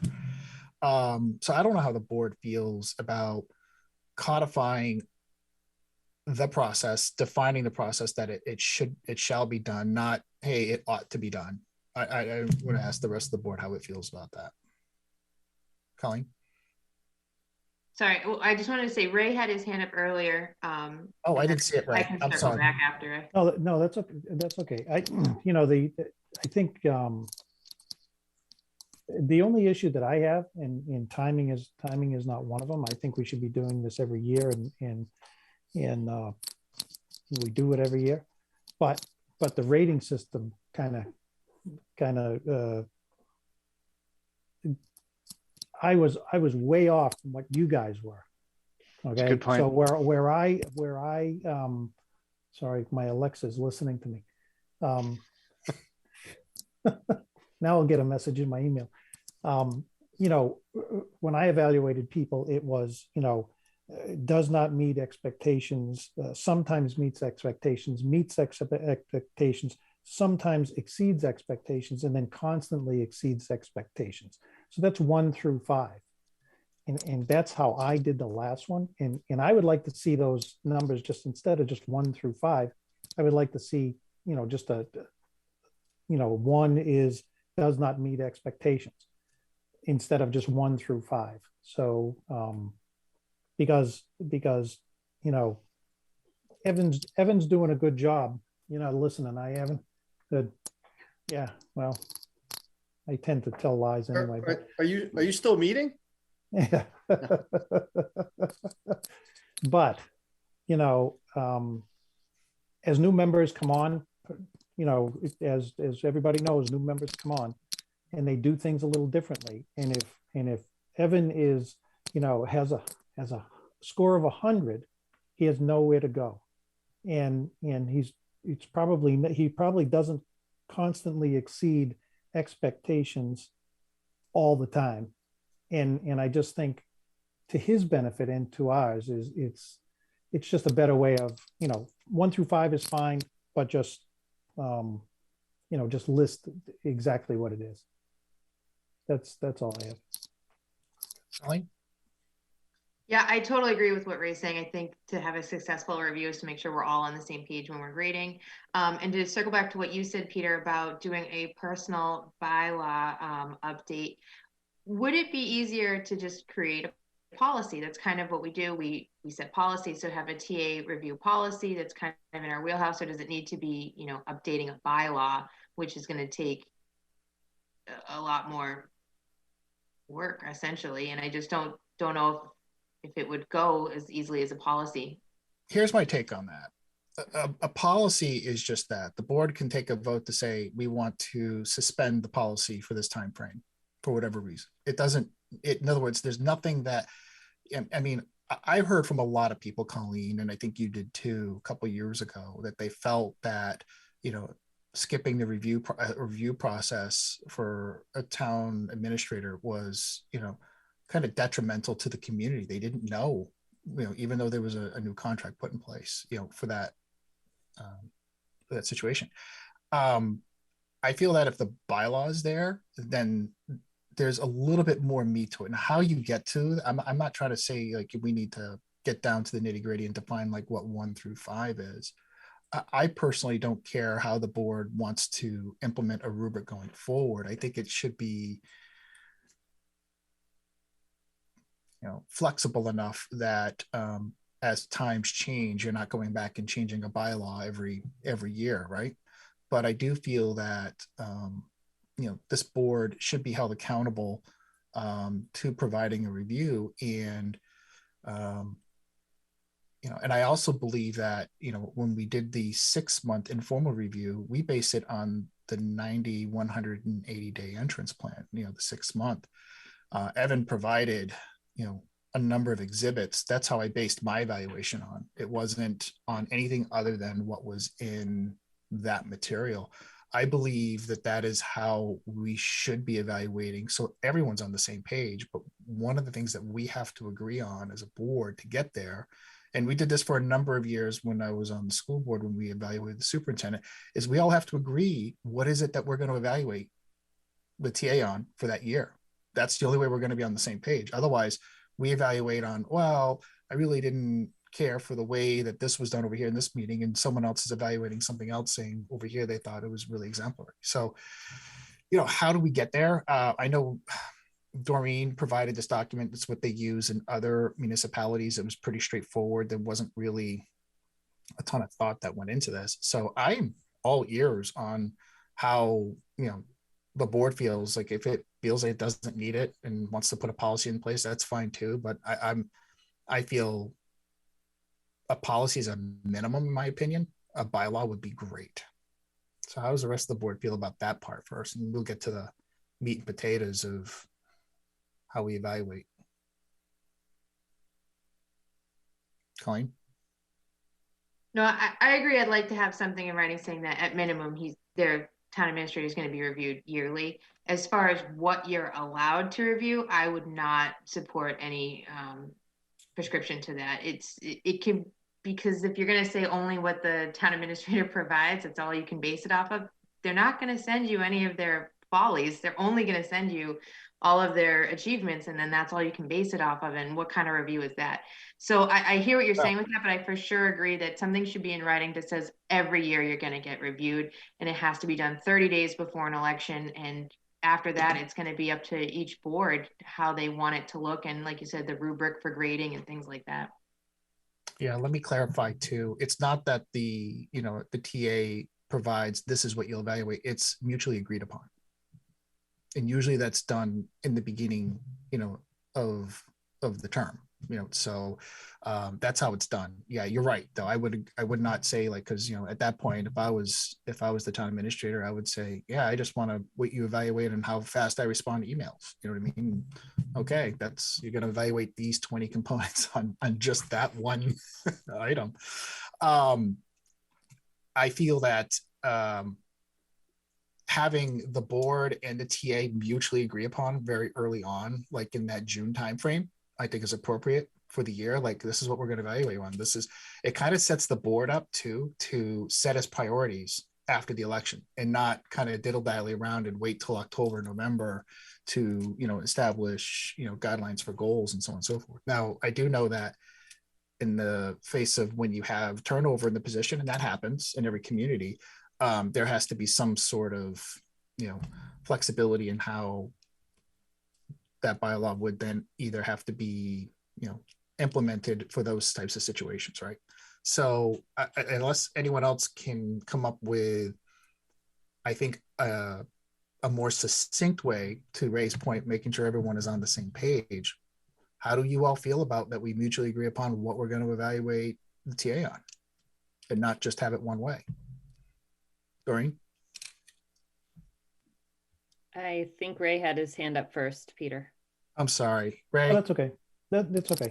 So the only thing, so the bylaw would only be that, as Colleen said, and I agreed with what she said, that we're, the town administrator will be reviewed 30 days prior to the election in May, and the board will set the requirements of the review. So that would be really the only thing in the bylaw, correct? It really doesn't need anything else. You're setting a time frame of when this is going to happen every year. Right. Yeah. Okay. Yeah, that's fine. Anybody else? Doreen?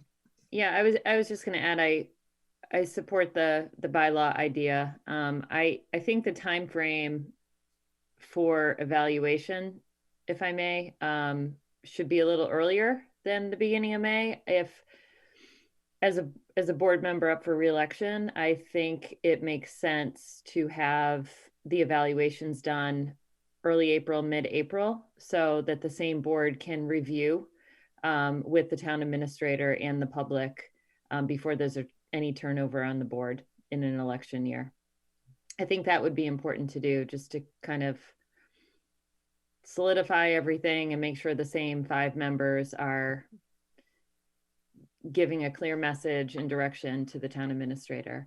I'll also say that I agree with Ray's idea about adding language. If we were to keep the weighted scale of 1 through 5, which I think works and is uncomplicated, we all have a different definition. I agree. And I think just putting some language in there around, exceeding expectations, what that is compared to doesn't meet expectations. And he's right. I mean, it's unlikely that, Evan can exceed expectations on every single thing. He's not William, right? None of us are William.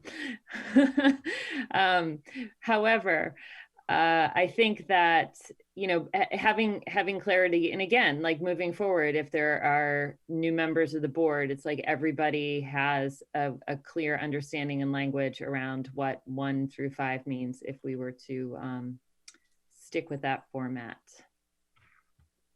And that's my 2 cents on all of it. As long as that there's defined definitions of what the scaling criteria is, it needs to always be included, right? And it needs to be consistent. Okay. All right, Evan? I know this is about my review, so I want to be very cognizant of weighing in. You do have a section 4-22 in Article 20 of your personnel bylaw. Or well, the bylaws, 20 is the personnel bylaw. But anyways, it does give a kind of a primer paragraph at the beginning about performance reviews that you might be able to use as the primer for your new section about the town administrator. It talks about some of the performance criteria and stuff. And then you could just extrapolate it from there. It would probably be a good starting point since you already have that verbiage. Okay. Any other input or feedback from the board? So I think because we won't be able to enact the bylaw until after April, but we will schedule for mid-April as a targeted timeline to have it completed. So beginning end of March, I'll send out a new form. You all will meet with Evan and go over this and provide your feedback, and the chair will compile those results and provide a summative form like last time. Was that acceptable to everyone before, the way that was done? As part of the review of the process of how we did it for 6 months. Colleen? So we individually meet with Evan? That's new. I didn't do that. That was a suggestion, Colleen. I'm just saying, okay. I don't know how else you're gonna, affect, displace flexibility in the day-to-day performance of job duties. You might want to meet with them on that. I don't know. It's up to you. I just don't think that you should be restricted to not have to meet with the TA to go over performance review. Okay. I just didn't want to skip a step. Evan? And I just want to make sure the board is clear. So if you do my my annual review in April, my actual annual date is in February. Just so that everybody's on the same page. I don't have an issue with that. I just want to make sure because we're going to be beyond. In terms of contract renewal. Yeah, there's the contract renewal date, but the issue I feel, Evan, is that you want to give board members ample amount of time and exposure, especially new board members, right? So the only time we do that is we're kind of stuck with that May election, unless there's a special one and we have a vacancy. But the majority of the board would need, in my opinion, a decent amount of time, at least 10 to 11 months, right?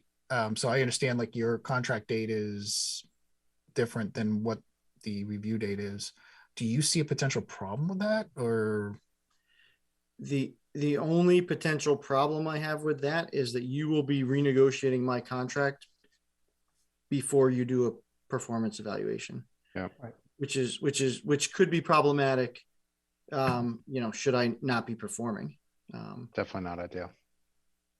We could also make that up. We could make that up in the next contract and extend, your 3 years or whatever it is, 3 years and 6 months, and then bring it within the within that in the contract year. The one that's coming up. Well, that's not coming up soon, but we could also alter our review based on the end of your contract and then extend it on the other end, so that it falls in line with our policy.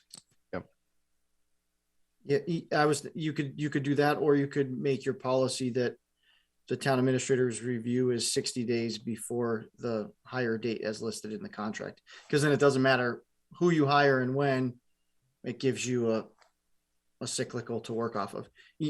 I'm not expressing a preference. I'm just spitballing ideas with you all. No, I got the point. I just wanted to make sure we understood that by making that decision, do you give new members less amount of time to, effectively form an opinion?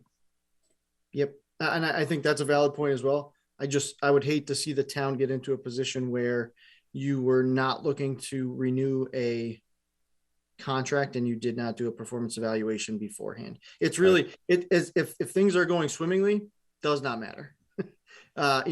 Inside of the 3 year without cause probably doesn't matter either. I'm just trying to think of things aren't going well. Part of my job, although, that might bite me. Part of my job is to make sure that the town is in good shape to do whatever employment action it needs to take, and to do that my recommendation would be that you're doing an annual review ahead of a performance evaluation, should you need to take action. So another element might be budgeting as well. So as we think about, that whole process of what the annual increases are going to be and all that to feed into the budget, it makes sense that we would have that evaluation before the budget process started. So maybe a little bit earlier makes sense. So the 60 days prior would be now. We would be kind of late for you, Evan. If 45 days, then we're kind of right in line. So we could do the annual, even though we just did a 6 month as just an informal one, we can couple that with the past 6 months and kind of combine the two if the board would be willing to do that, because this is just it's just something we negotiated in your contract. We didn't, so how's the board feel about that, just to get this process going? I think it's a good idea. I like it. Ray, Colleen? Yes. Yeah, I think it's a good idea. Okay. All right. Then I'll work with Evan. We'll work on dates and get materials out to the board.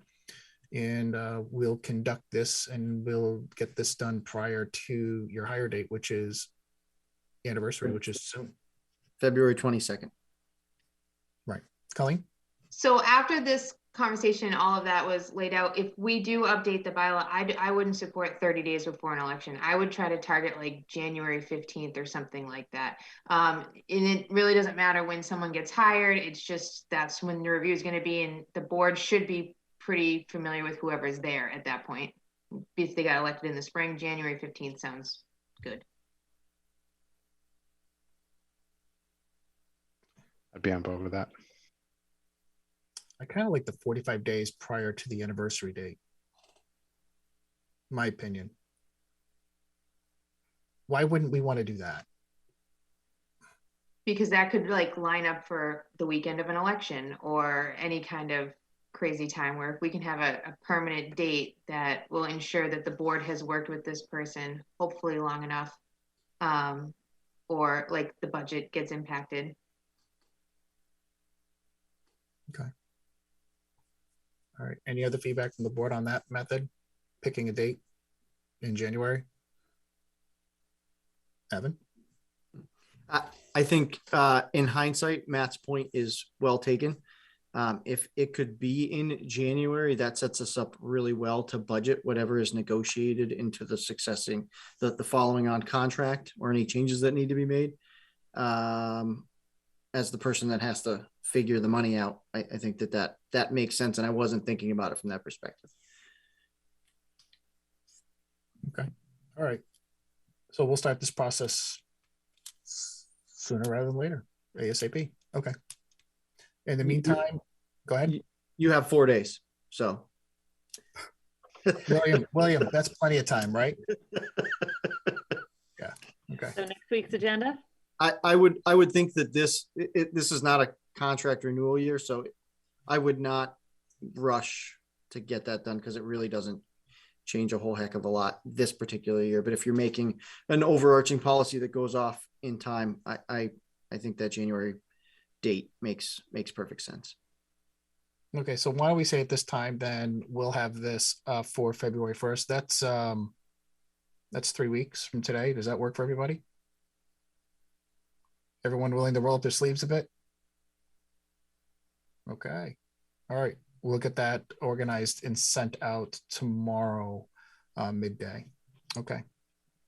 All right. In the meantime, is the board on board with, no pun intended,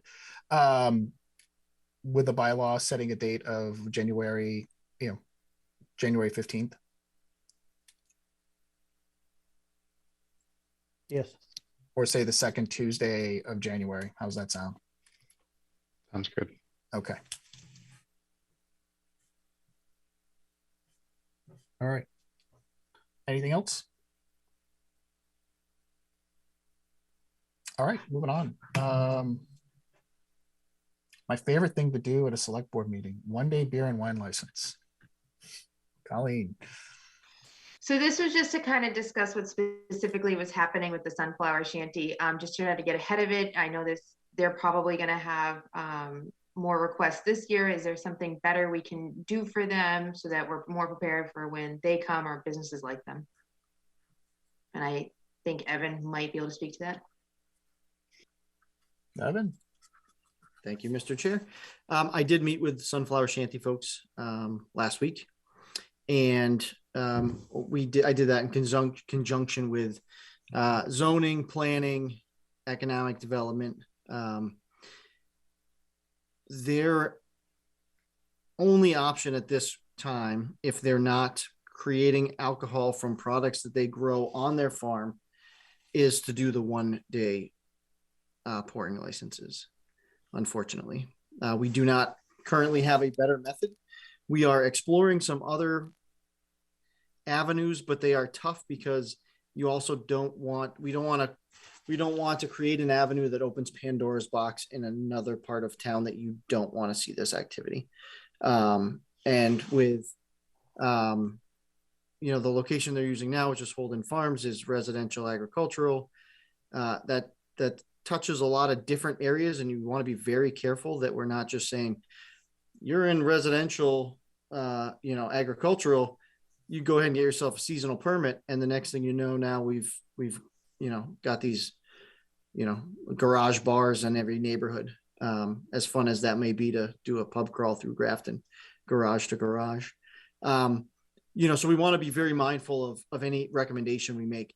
But at the current time, you have no other option for that particular establishment than to do the 1-day process that you've been doing, because of its zoning and because of the fact that they are not producing any of that alcohol from crops that they grow specifically on their property as part of an agricultural exemption. We're kind of pigeonholed into what we've been doing, at least for the foreseeable future. Okay. Any questions from the board? My one last point is we did meet with them and speak to them, and they were happy to have the conversation. It went very well, and I don't think that I think that they're happy to move forward the way they have been. Okay. All right. I guess moving on then. All set, Colleen. Was there anything else that you wanted to add to that part? Nope. Okay. All right. Charter Bylaw Review Committee. Review meeting status. Membership. Create a plan to stay current moving forward. Colleen, you got the floor. Yeah, I don't think I had it that specific about membership and all that, but mostly Charter Review Committee. When was the last time they met? When are they expected to meet again? Bylaw Review Committee. When's the last time they met? When are they expected to meet again? Just to make sure we're all on the same page with that, and if we need to be organizing either of those committees. I know the answer to some of that because I got a call today, Colleen, from the last chair of the Bylaw Review Committee, which the last time the town officially held one was in 2002. So probably overdue. Well, overdue, yes, according to the charter, as it outlines every 5 years. The charter review was done in 2016. As a matter of fact, I believe Ray appointed that last commission to just review the charter in its entirety a few years ago, and they completed their charge, and they're not due up until 2026. Interesting in my digging through as the charter wonk that I am, as Matt claims I am, I can't figure out for the life of me, and maybe Ray or Evan or someone else can determine like who appoints the bylaw review committee. I don't know if that is a town meeting thing, or is that a moderator thing, or is that a select board thing? It's a moderator. It is usually the moderator. I might disagree. Well, then I did it wrong for 21 years. No, so charter review is moderator. But the bylaw review committee, the select board shall at 5-year interviews in each year ending in 2 or 7, cause to be prepared by a special committee appointed for that purpose, a proposed revision or recodification of all bylaws in the town, which shall be presented to the town meeting for reenactment at the fall town meeting in the year following the year which it was appointed. As clear as that is. That's a lot. But I believe that the bylaw review committee is appointed by the select board. And I think that the charter review committee is appointed by the moderator. Because under charter review, it does say shall be appointed by the moderator for the purpose of reviewing this charter. Every 10 years in a year ending in a 6. Right. Yes, you are 2026, correct. yeah. You are correct. So theoretically, that's supposed to happen this year, us forming a bylaw review committee. It's just, is it still relevant? I mean, we bring bylaws up as we need to, they get updated. I just, but I know why the charter one is in there and why it was put in there, but I was just curious, like, you know, I mean, Colleen, you brought a citizen's petition to, you know, change bylaws. You know what I mean? Like we don't need a commission to review bylaws. Anyone can bring them forward. I hear what you're saying, but I would strongly disagree. I think that's why we review them. So we don't cherry pick what gets dusted off and reviewed. We review all of them equally and give them all the same care that some people like myself or Matt wants to focus on one, and we grow in one direction unequally. I only bring it up because I know in the past years they published and announced these positions and no one wants to serve on this. That's another problem. I'm not saying that that's an excuse to do away with a committee or board of commission, but I just want to make sure, like, you know, when we're discussing this, we just know that their last interest that occurred was in 2002. So then would it become the select board's problem essentially where we review them and update them?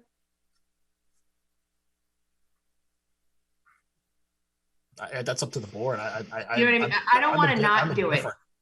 Yeah, I'm a fan of making sure that this gets done. It's been neglected for long enough. It's the right year to be doing it. I think it's something that we should be actively looking into.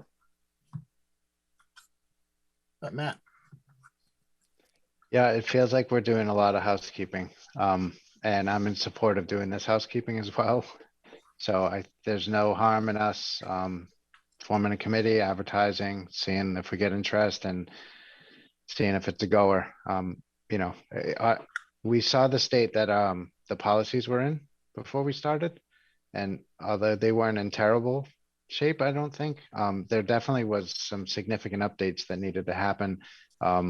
We look at our entertainment licenses and they had jingle boards and muscle dancing and all kinds of goofy stuff in there. And that's a direct function of them not having been reviewed and updated. And so I think we should, I'd be in support of going for it and seeing how far we can get with it. And this is not something, is it prescribed what the membership needs to be? No, it's not. The board, it doesn't define like who's on there. Okay, so not it, but I'd like to see us form a committee and see if we can get some interest in it. All right, so we'll bring a charge to a future meeting, whether it be next week or the week after next. In February, we'll publish, and we'll have to outline the charge, Evan, to what the charter prescribes. Does anyone have any input on what it wants for membership?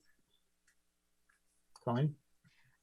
I don't have the exact answer right now, but I do think there are really specific bylaws that might require specific membership, like if there's ZBA or conservation where we might need reps from a lot of boards to help accomplish this. Yeah, Evan, this might be something too that a notice goes out to you, to department heads too, to take a moment and review their bylaws for each one of their departments, as well as, to Colleen's point, we might need someone from planning, ZBA, conservation, so on and so forth. It may be prudent that staff members provide some technical background to some of these bylaws. It's just so that the entire review commission has an understanding of the mechanisms that are involved with those bylaws. All right. So we'll set forward. What's that, Matt? Sorry. I think I'm thinking about all the bylaws that we have. And maybe it would make sense. trying to think about how we can be successful with this. And maybe we don't have all of the bylaws reviewed. Maybe we take a subset of them that are prioritized, and I'm thinking of the hundreds of pages of bylaws and the breadth and depth. I was when someone mentioned staff, I was thinking about the sign bylaw and all of the deliberations that went on within the planning department about signs, and how complex and in depth those conversations got just on a single thing. And now I'm thinking about the success of trying to review all of them. And as I'm thinking through the logistics of that, I don't think it's feasible for us to do that. So I would recommend that we try to prioritize some subset of them to have them reviewed. And maybe we think about a category of them being reviewed so that we can put together a group that will be successful in doing that.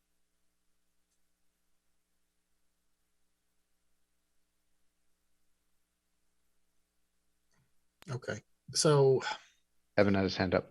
yeah, Evan, go ahead. I'm just trying to think of. So it does say, just to re-clarify, that the said committee in its final or interim report shall include recommendations for such substantive change in town bylaws as it deems necessary or advisable.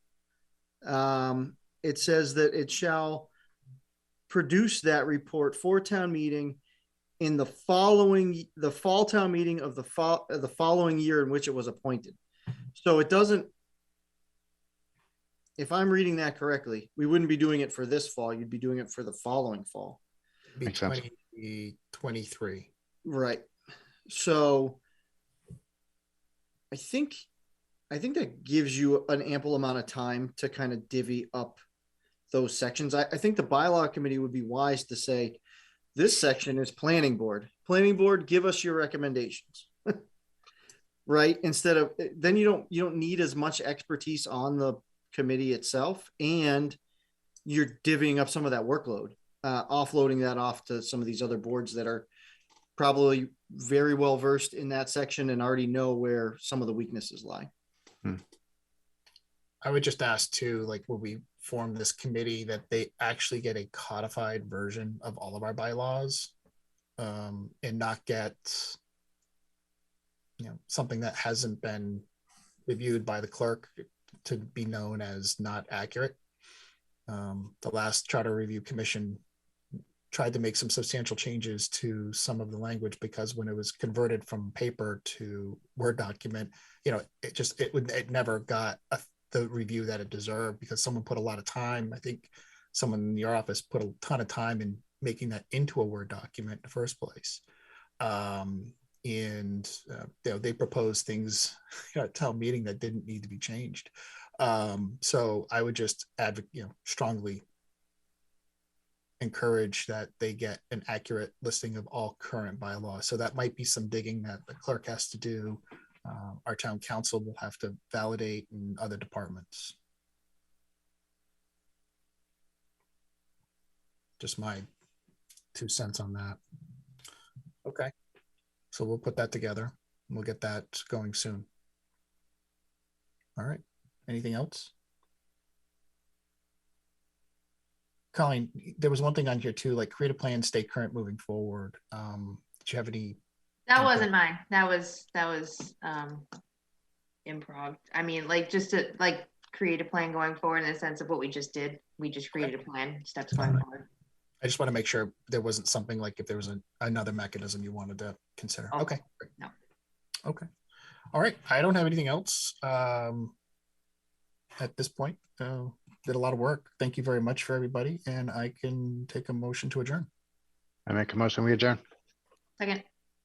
All those in favor by roll call, please. Mr. Fazio. Fazio, aye. Mr. Mead. Mead, aye. Mr. Often. Often aye. Ms. Roy. Roy, aye. Carlson, aye. Clear, motion carried. Have a great night, everyone.